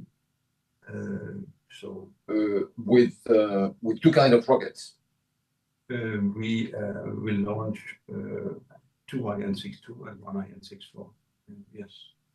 So in terms of Ariane 6, by the end of the year, we should have 5 launches. 5 launches. Yeah. Is that's quite a challenge, isn't it? It is a challenge, but I will let Arianespace talk about that challenge, and okay. I think they will announce something later tonight about that. Okay, we'll have to be patient about that. Yeah. But you have the experience of program over decades in terms of launchers. Is the next challenge, if we look at the next year, the next challenge is the build up, is to get the speed where you have enough launches with all the Amazon launches which are scheduled. I mean, how do you see this challenge? It's a challenge, and it's something that we have been looking at for a long time. And the Ariane 6 rocket has been industrialized right from the beginning. We have all the production tools and the production chains in place for cadence of up to 10, even maybe 11 or 12. And We are ramping up very fast, and we are going for at least 8 launches next year already. Okay, so the ramp up for next year, that's yeah. And ESA has a special role still now after. We have a special role insofar that we are in what we call the transition phase. Yeah. The full operational capability of the launcher will be achieved at FM 15, and ESA has a role to oversee and qualify. We look, because each mission is now qualified, and we are extending the flight domain of the launcher, and we play a role as customer for the development in that respect. And for the Amazon launches, you need some upgrade. Well, we will start with an Ariane 6 for Block 1. Yeah. And we are working on a Block 2. When do you expect that to be? Towards the end of next year. End of next year, okay. Yeah. 2020. And that will be with more loaded solid rocket boosters. We call them P120 now, and we call them P160. Yeah. For a nominal loading of 160 tons of propellant in each of the boosters, each of the 4. The 4, huh? Yeah, each of the 4. So it's upgrade within the boosters, plus we have 4, and tonight we have 2. We will have a more powerful Vinci engine for that Block 2. Vinci engine. Yeah. We should actually gain on the mission of Kourou 2 tons. 2 tons for Kourou. From Block 1 to Block 2. Okay. Will, do you have a question? We have a. Yeah, just building off of that last point that you were both mentioning, Mr. Tolkien-Nielsen, can you talk about what the test campaign is going to be like going from the Block 1 to the Block 2 and getting those solids in working order as you expect them? Yes, I can, and it has already taken place. The P160 has been static firing tested, and we count on 1 test to qualify it, and this has been done. And we are now presently in the post-test phase where we are analyzing all the data, and it looks very good. So this has already been done. And just thinking about the future as you look towards ramping up with launch cadence on the Ariane 6, going to Frederick's question about looping in Amazon's Project Kuiper missions, in addition to all the ones that are being launched principally for Europe, how do you strike that right balance of, government-centered missions, some for the ESA member states, and then also bringing in commercial customers like Amazon? This is already integrated in the manifest, and so the manifest is full. We have, I think, 35 launches in the manifest, and the 18 Kuiper launches is fully integrated in that manifest. So that I don't see any issue there, and the increased need on the institutional European side will actually come after the Kuiper launches. So that fits quite well together. Any follow-on? I'm here thinking about Iris Square, actually, our Iris Square, yes. Yeah, our mega constellation, so if you can call it like that. Right. And of course, obviously, the Ariane 6 rocket is the star of the evening tonight, but ESA is also moving its way through its European Launcher Challenge and is down selected to 5 companies. I wonder what it's like working with these various partners in helping them further develop their particular launcher designs and helping to diversify Europe's ability to launch on a multitude of locations, but also launch vehicles. Yes, you're right. We have received offers, and we have down selected 5 that passed the selection criteria that we have defined up front. And we are now entering into a dialogue with the concerned member states, because they have offered us a certain geo return in their development of the next capacity of their launcher. And we are then in discussion with the member states who are will be asked to fund according to the geographical distribution defined by the challengers. So they have no constraints on geographical return. We will adopt contributions to their industrial consortium. So, and we are now in the dialogue with member states based on the offers, and we are preparing program proposals for the ministerial conference in November. It looks like we are going to propose 5. We have already started the dialogue with the member states of the challengers that have been passed the criteria, and it looks very positive. All member states are quite enthusiastic about supporting their industry in that respect. And we are also entering into some clarification dialogue with the startups that are presently working on their first micro launcher. And what the launcher challenge is about is to do the next step, help these companies grow to have bigger launches. Ultimately, we will probably launch a second launcher challenge in some 3 years or 4 from now, for even the next step towards maybe a heavy reusable launcher. Reusable, huh? Yeah, reusable launcher. That should be the next step of the European Launcher Challenge, probably subscribed towards the end of 28, I hope.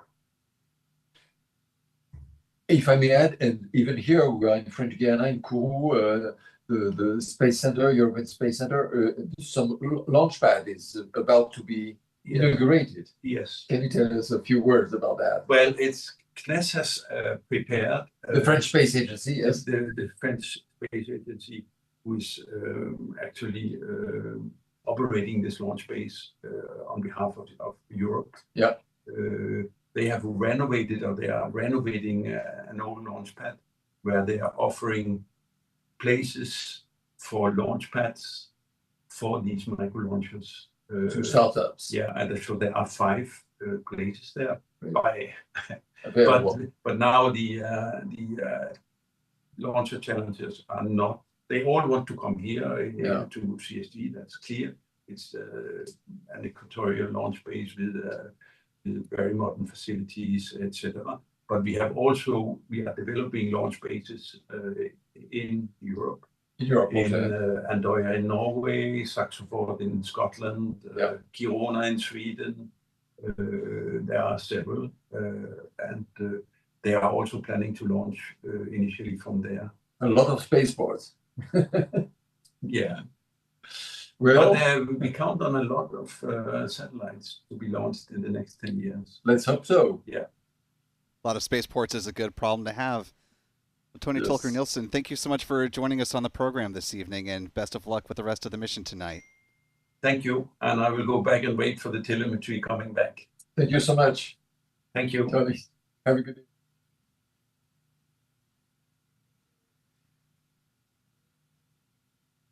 And as you can see on your screen, we're currently T plus 43 minutes, 32 seconds and counting into this now 3rd flight of a Ariane 6 rocket.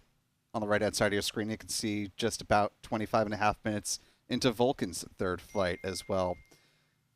Frederick, quite a good discussion there with Tony. Lots of ground that they're covering, not just with the Ariane 6 program, but also, it was interesting to hear a little bit more about the development that's happening with the spaceport there, as you asked in your closing question, and also just bringing on not just the launchers that they're talking about with this current challenge, but that there may be another one for heavier rockets in the future. Yeah, they're very challenging for ESA. Let's wait and see what happens. We are, as you know, we have the ministerial that you mentioned. It means that all the ministers of the country belonging to the European Space Agency will gather in November in Germany, and they have to decide how much more money will be involved in the space program, and of course in the launcher. And we have a new, as you know, the world news reporting it non-stop. We have also the war in Ukraine, and that means even for ESA to be more and more looking at what could help the defense situation. Before, ESA was using only the word of security.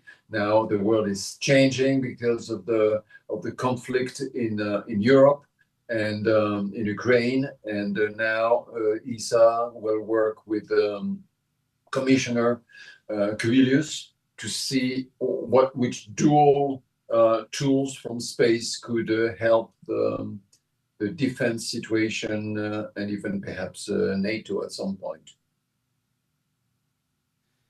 Yeah, obviously, while this is not a political focused channel, the President of the United States, of course, is planning to meet with Vladimir Putin in the coming days up in Alaska. So it'll be interesting to see if, amid the myriad of things they talk about, if space policy is among them, especially given that, you know, we've got just a few years left on the International Space Station with a very direct cooperation.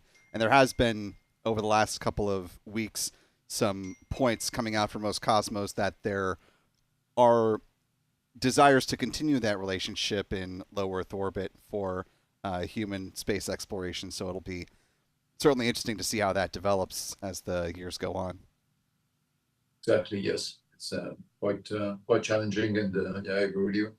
Also, in Europe, I can tell you that a lot of people are quite interesting about how things are going on in the space program in the US, what's going on, what the NASA decision will be, and perhaps we'll come back after the deployment, hopefully, of this new satellite. We'll see how the US authorities are working with EUMETSAT and still sharing the data, even with a new policy. They are still very interested by sharing information because they know it's essential for understanding the climate and the forecast. Speaking of understanding where we are in time and space, can you give us sort of an update on where we are on the mission? It looks like the second boost is coming up not too far from where we're sitting right now. No, it's the separation and deployment will be 1 hour 04 minutes after launch, which means I check the things. It's we have another, if I'm right, 25 minutes from now for deployment. So everybody is waiting, and we have also to wait if everything goes okay. We expect perhaps some news from Ariane Space, which is the private company which is in charge of the commercial aspect of Ariane 6. So perhaps something will come out. The CEO will probably speak. A lot of the key managers will speak about this mission, hopefully a successful mission, and perhaps some announcement can be expected. Let's wait and see in the next half hour. Yeah, it sounded like Tony was teasing ahead to some interesting news that could be made tonight. Obviously, since we don't have a crystal ball, there's no way for us to know with 100% certainty what Ariane Space and Ariane Group might say about the future for this rocket. But if you could hope that they were going to say something, what news would you want them to be presenting this evening? I think the most important is before the big ramp up of next year with 8 launches, also that things look good enough to try to have this 4 or 5 launches by the end of the year, which is quite amazing if it's confirmed. So I think that would be something quite positive to be announced. Let's wait and see what's going on, and what Tony was aware or not aware of what will be announced by the CEO of Ariane Space within minutes. And also, you were asking about the timeline. The launcher, of course, after deployment, that's everybody will be happy and relieved if the deployment is nominal. But about 2 hours after launch, which means in 1 hour and 25 minutes, there is a last step, which is quite important now with the space law we have in Europe and especially in France, which is to deorbit the last the last stage has to be deorbit so it gets into the atmosphere and get destroyed over the Pacific in a special area. So this orbiting issue is a big issue right now also in Europe because of the debris situation. Indeed.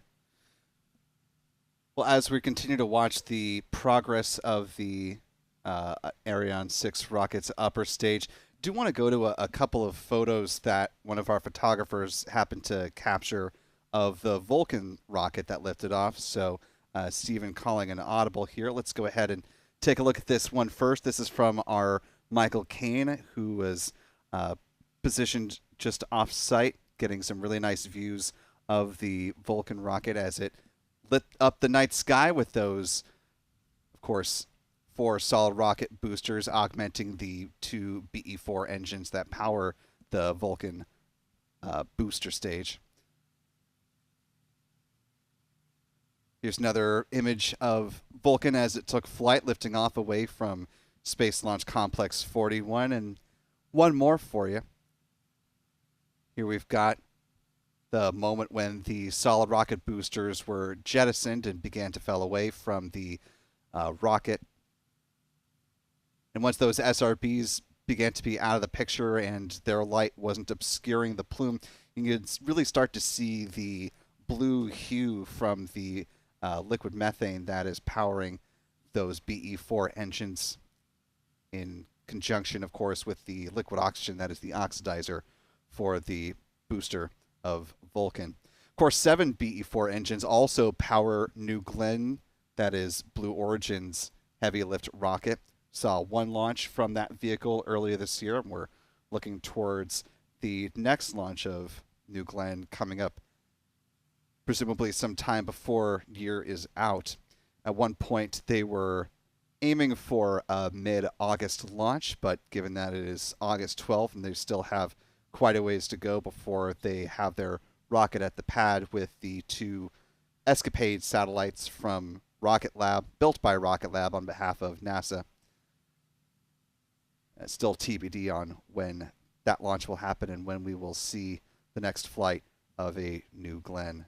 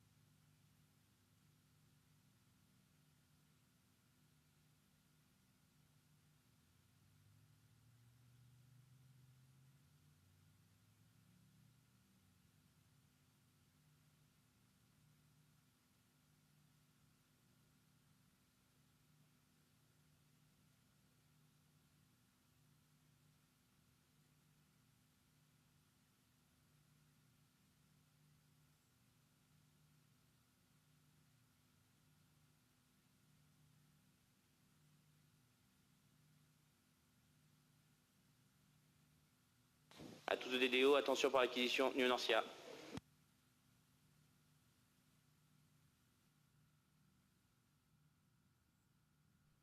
You're taking a live look right now back at Space Launch Complex 41.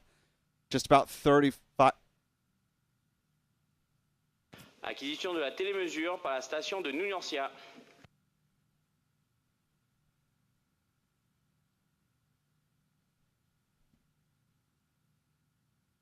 Propulsion nominale, fonctionnement APU nominal.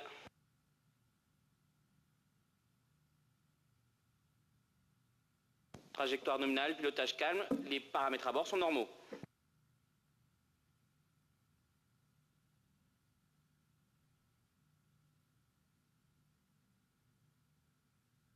Changement de régime APU nominal.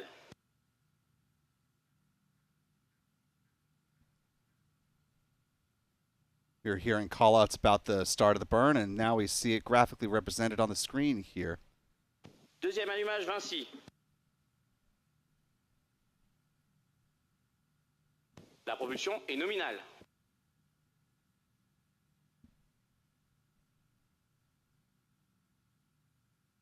Pilotage calme. La trajectoire est nominale.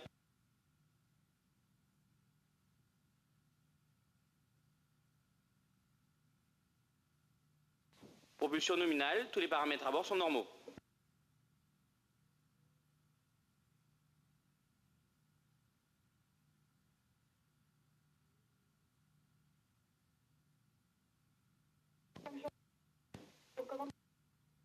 Deuxième extinction Vinci.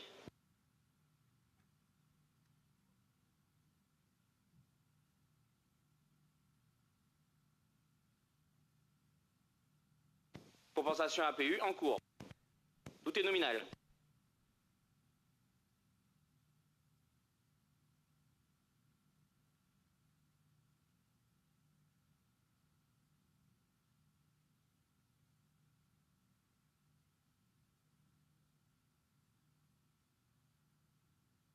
Propulsion nominale, trajectoire nominale. Pilotage calme, tous les paramètres à bord sont normaux.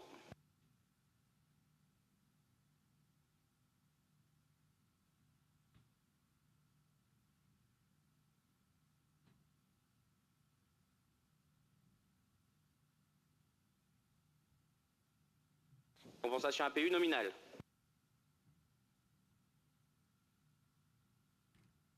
And from the callouts that we've been hearing from Mission Control there in French Guiana, it sounds like it was a nominal burn of the Vinci upper stage engine. Le pilotage est calme. La trajectoire est nominale. Frederick, since your French is far better than mine, if you can help with translation on some of these callouts that we're hearing. Yes, just that everything is nominal on the upper stage. The APUs those are just some parameters of the upper stage. Everything is nominal before the release of the payload, of the Vulcan MetOp SG satellite. And we have,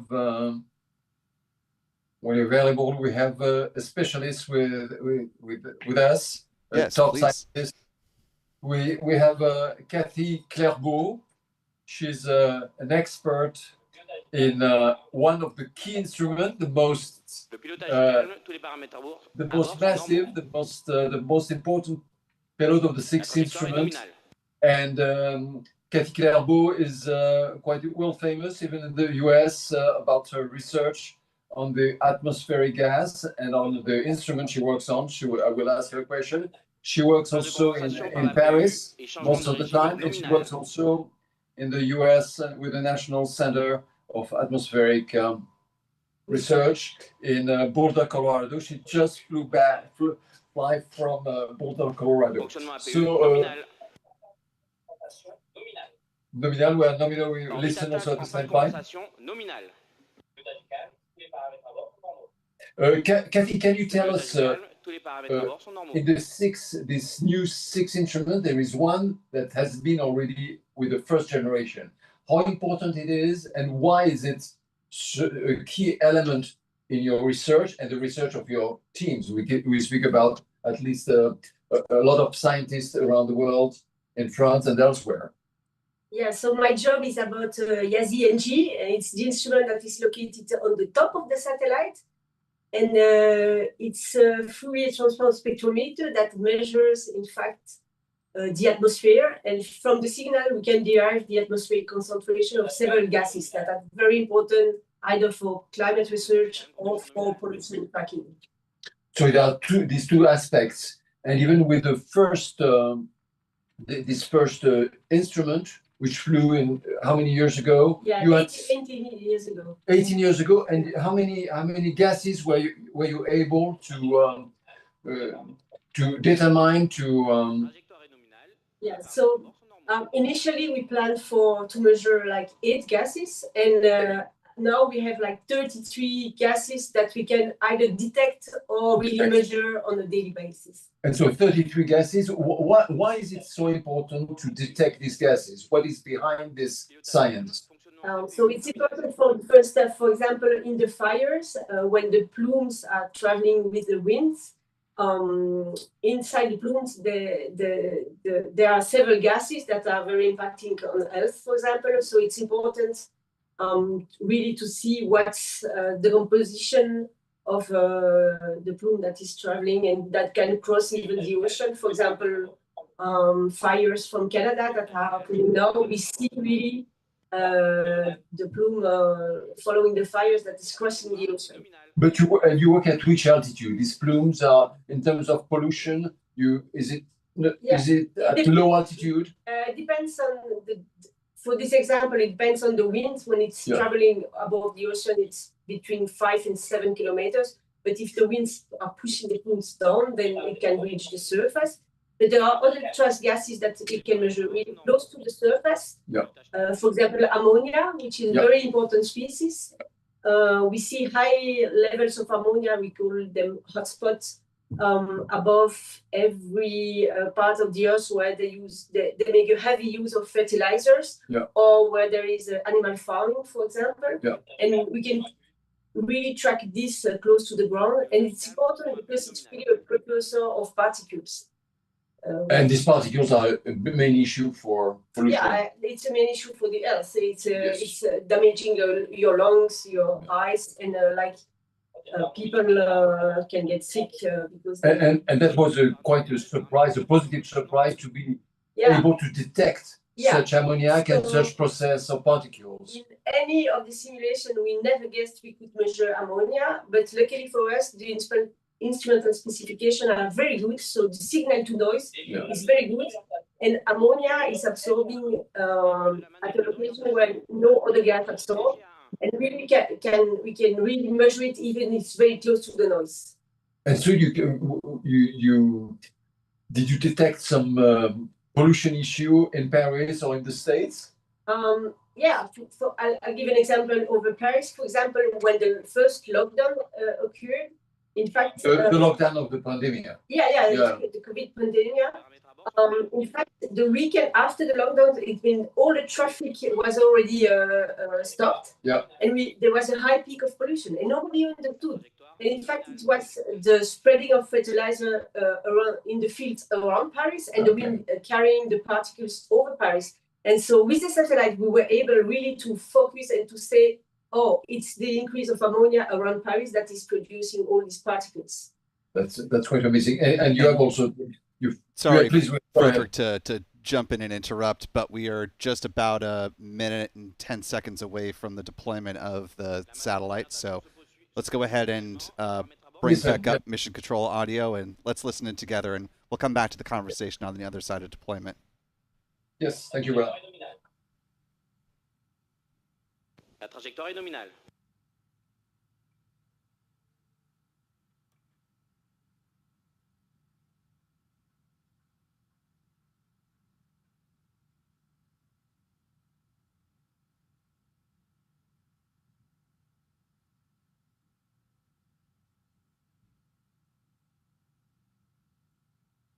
Fonctionnement APU nominal, tous les paramètres à bord sont normaux.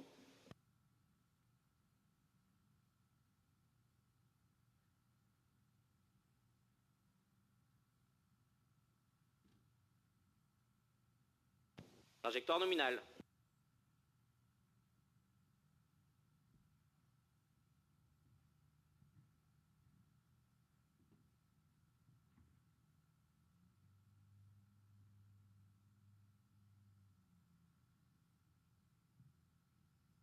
Tous les paramètres à bord sont normaux.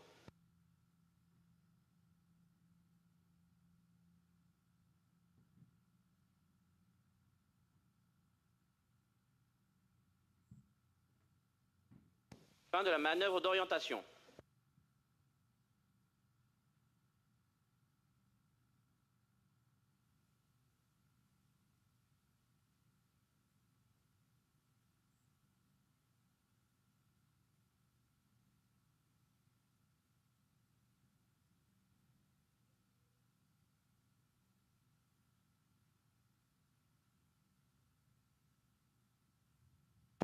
Première extinction APU nominale.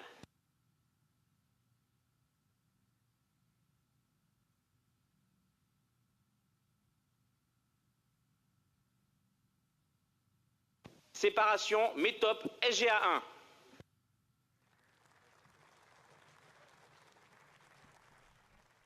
And managers are quite happy here. L'orbite à la séparation MetOp SGA1 est nominale. Nous restons en attente des informations du client sur la télémesure satellite. Début de la manœuvre d'orientation pour le boost d'éloignement. Début de la manœuvre d'orientation pour le boost d'éloignement.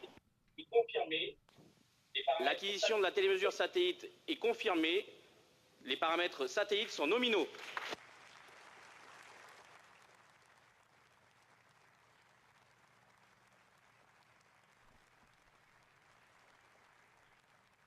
Sounds like from all of the comments we were just hearing, the happy faces, the hugging, the smiles, lots of handshakes. Everything went as good as you could possibly expect there, Frederick. Yes, and not even more, Kathy is quite happy to see her instrument and work. Very happy because I've been working for half of my life on both missions, Yazi and the new one. So it's it's a dedicated one of the 6 instruments is somehow her instrument, of course, with her team. Yes, of course. And so, given that you've spent so much of your life building up to this point, what was it like seeing the launch in person and getting that call for deployment just now? L'impression du lancement. Oh, there was some okay. noise, yes. Yeah, go. It was my first launch. I mean, the first that I attend, not in front of my screen. So it is quite impressive. Weirdly, the thing that impressed me the most is that you first see the light and then the noise is coming after. That's quite impressive because that's when you really realize what's happening. Yeah, with the vibrations. The whole, together. Even in the night and the jungle, no? The jungle, the Amazonia in front of you. The whole, at the same time. And the sky you could see, which is unusual under the equator. You could see the stars at the same time. So here it's very cloudy, and so it was an amazing launch with the people with cameras could film for several minutes the little light in the sky until it was going up north. So, Kathy, just tell us another point about your work in data. When you work in the States, do you work on this aspect or do you work on different stuff? Before I came in the States because I was waiting for the launch of the first Yazi for a while. So I came and the colleagues from NCAR, they shared the data from an instrument called MOPIT. That was a great instrument that just stopped working sadly. On which satellite? It is on the Terra satellite, the EOS Terra. Okay, which is? Well, there are three satellites, Terra, Aqua, and Aura. Yes. And that's one of the 3. And MOPIT is really a great instrument, and that's how I learned, in fact, that working on simulation is not enough. You have to use real data because you are overwhelmed with the data. And that's really where working with them, that I really learned how to handle all these big data sets. And also, I understood that I had to build a team, like with engineers and people who can code and students. And so I built a big team after coming to the US. And now I think it's very fair. I share the data, the Yazi data, and they use it when they, for example, when there are campaigns where they launch aircraft, they use our data to really check where to fly the aircraft. Okay, so it's an exchange. It's a full successful exchange. And still, I mean, a lot of people are still working in the States in terms of research, no? At the JPL, at NCAR. They all use satellite data, and we have a very good collaboration with them. Excellent. Well, another question. So we don't hold Kathy too long. There are a lot of excitement here among the guests. Yeah, definitely want to let you get back and celebrate with everyone. I just wonder, given how much you've been able to learn from, the previous launch of the technology that's now being expanded with this satellite. Can you kind of quantify how much better our understanding of the various particles that help exacerbate climate change and the aerosols that we're going to get with this next generation of MetOp satellites? Yeah. Okay. I think that something that has changed is that now everybody is aware that we can see things from satellite. We can really target the sources of the main gases, either climate gases or pollutant. And I think people are more careful to, 20 years from now, I think all the country were like estimating their emission sources, like, as we say in French, au doigt mouillé. I don't know how to translate that. It means like trying to guess, but was not based on any reality. And now that really we can track, we have maps like every day, 2 times per day with this instrument. And it means that you cannot lie anymore on what you are emitting. And I think that helps, in fact, to decrease the level of pollution. And with the new instrument, we will be able to do even better because the specifications are better. And so the signal to noise is improved by a factor of 2, and what we call the spectral resolution also. It means that we'll have more accuracy, and we will be able to see more closer to the ground and stuff that we are. And more gases too.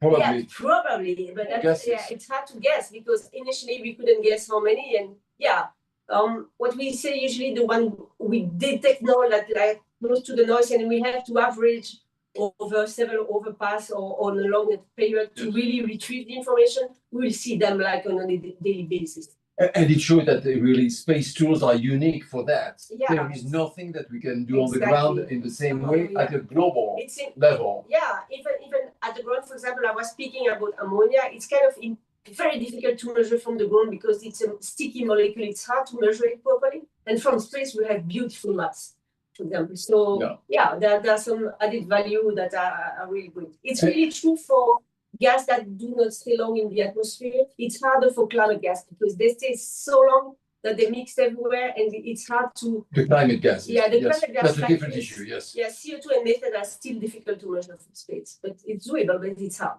Yeah. And behind all that, if you can remind us, the pollution issue is not just an intellectual worry. We speak about millions of people who are dying every year. Yes. Someone remind that it's between 3 and 4 millions of people per year globally. Yes. Are dying just because of pollution. Weaker people with older people, people fragile, asthmatic people. So it's a major issue worldwide. I mean, even in rich countries. Yes. Okay. Yeah. Well, as someone who also suffers from asthma myself, I can firsthand attest to the impact of all this. So really appreciate the work that you're doing, Kathy, and we certainly look forward to the fruits of your research coming forward with this next generation of satellites. Thank you. Really appreciate your time tonight. I keep going. And we're going to go ahead and listen into some of these now post-deployment celebration speeches and listen into whatever news might be made over the course of the next few minutes. Let's listen in together. Colleagues, and also to better understand the air quality, the air that we breathe every day. So really a mission which is relevant for all citizens. Here, big thank you to everybody who has contributed, but in particular to the project teams. I'd like to pay a special thank you to the project team in ESA, of course, of MetOp SG, the project team also of Sentinel-5 at ESA, with the 2 project leaders, but also to industry. I'm here next to Airbus, and in fact, Airbus France has been the project manager for all the MetOp SG with over 110 companies all over the world, and in Europe in particular, and Canada. And on Copernicus Sentinel-5, Airbus Germany has been the leading actor at industrial level with over 50 companies. You see and you understand thousands of people have contributed to prepare this project. The last 11 years of work of people, of teams, and today a little bit an apocal, an EPC moment. As you said this morning, Phil, it's a theater moment, but it's an important one. We look forward the next steps. We look forward the next 5 satellites, and also a great big thank you to Arianespace, to Ariane 6, to the success 3rd launch, and many more in the future for all of us and Earth observation in particular. So thanks a lot, and really looking forward to the next steps.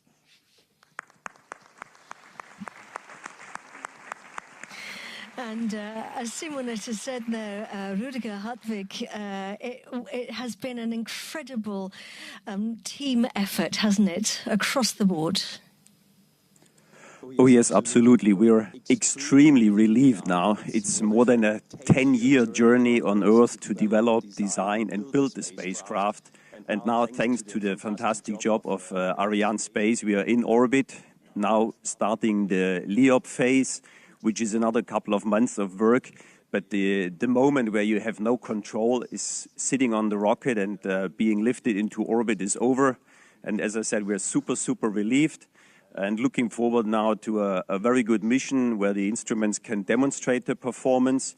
And at the same time, this is already the outlook, next year we will have MetOp B, the sister satellite following, which will be another tremendous effort. And we really hope it will go as well as we have seen this time. Thank you very much, Ariane. Thank you very much indeed to you.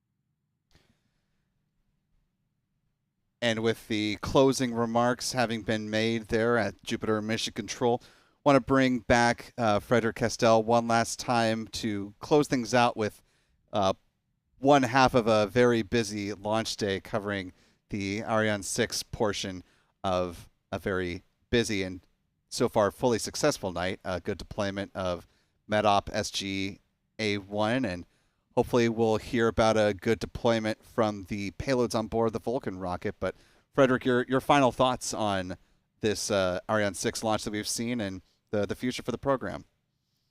So it's there are several points. First of all, for sure, it's very important that the third launch of Ariane 6, which is still a new launcher, where they are still discovering all its capabilities and they need to improve it for heavier payloads in the future, have been successful. So that's a key element for Europe. Then this 4-ton satellites of second generation, MetOp Second Generation, is really, it's not just to underline or to overdose the quality of the European program, but even US scientists and even Chinese scientists, people around the world recognize that at least in this field, Europe is really leading in terms of number of satellites following the weather, and also the quality of the data. So it's really for this aspect, which is quite unique in Europe. For weather and climate, Europe is leading in quality and in quantity of its research. And of course, the third thing is that it's so important that even with the new US policy, which doesn't give a priority to science of the climate, you had people from the US administration who have been in Europe to confirm that they want to work with EUMETSAT to share all the data and to keep exactly the cooperation and the agreement they had over the past decades, because it's a key element. And for sure, what happened, unfortunately, in Texas with the flood, with terrible and dramatic flood, the US administration is dedicated to forecast, perhaps less about science, but forecast is a key element, and they still stay in the community, in the world community of research and climate, and to see what's going on with this incredible machine, which is the Earth atmosphere. Yeah, certainly good to see that the U.S. isn't wholesale pulling out of cooperation with this important research, and hopefully with some of our important climate monitoring satellites launched from here in the United States, those missions will be allowed to continue even in the face of some potentially being decommissioned early by this administration. We'll, of course, have to see how it all shakes out here in the United States. But, Frederick, thank you so much for... Oh, you had one last point to make.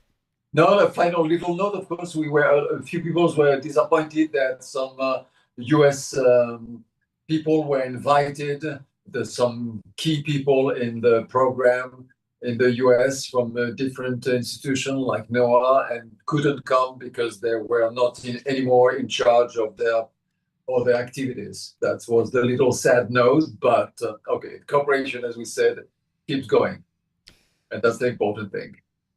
Well, that is an unfortunate note to leave things on, but a reality of the world we live in, that it's a trying time for those who are caring and have dedicated their time and energy to studying the climate here in the United States. And we'll have to see what the next 3.5 years of this administration portend and the future beyond that. But obviously, the climate is changing how it's changing, and ignoring that isn't going to make that go away. So looking forward to the data coming down from this budding constellation of satellites, and looking forward as well to working with you again, Frederick, on many more launches to come. Really appreciate you spending so much time and lending your wealth of expertise to us tonight. Thank you so much. It's my pleasure. Good night with Vulcan. Go Vulcan, go Ariane 6, and we leave you with views of an empty pad, a sign that this rocket is well on its way. And of course, we'll continue to keep you updated as we learn more about the deployment of the payloads that launched on board of the Vulcan rocket, now that we've had a successful deployment from the Ariane 6. I want to thank a few folks in the live chat who've been very kind to help support our double launch coverage tonight. Big thanks to Tobe Wobe, to Scott Dunnett, and to Psychonaut69 for all gifting Spaceflight Now memberships. Really appreciate that from all of you. Thanks to Ron Green for a $10 super chat. To Parker Isaacson. Yes, Parker Isaacson for $5 super chat. This is a great night for a late start to work. And they were close to the launch pad, so glad you got to see that. I want to thank Ron Green for joining us with channel membership, to Kenneth Urbanek for being a member now for 4 months, and to Janine DC for a couple of super chats near the end of the coverage, thanking the team for all their work. So thank you, Janine, for being part of this community. Want to extend some more thank yous, of course, to our wonderful moderators in the live chat who have been helping us out throughout the course of tonight. To Rick Donner, Jeff Hansen, Mark Otto, Astro Joe. Certainly appreciate all of you. And to Cumulus Granatus for helping to answer folks' questions throughout the course of a couple of very dynamic broadcasts, or a singular dynamic broadcast encompassing two very important launches for both programs, Ariane 6 and Vulcan. Big thank you. Big thank you to Pete Carsons with Max Q Productions, and to Chuck and Jen Briggs with C&J Images for helping provide tracking views of the Vulcan rocket as it made its ascent. Also want to thank our wonderful launch photography team for all of their hard work. Be sure to follow them at their handles here on X. John is at John Pisani Photo, Michael Kane at MD Kane Jr., and Adam Bernstein at ABern NYC. And want to leave you with just one more photo. We showed you a few from Michael. Here's one more, if we can bring this up here. Full screen? Yep. This is from Adam Bernstein with the moment of liftoff from the Vulcan rocket.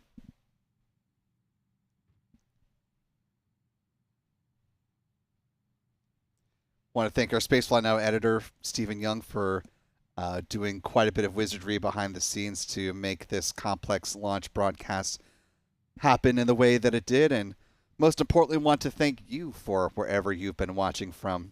It's been quite a treat to be with you all tonight, and we look forward to welcoming you back in when our next live launch broadcast begins.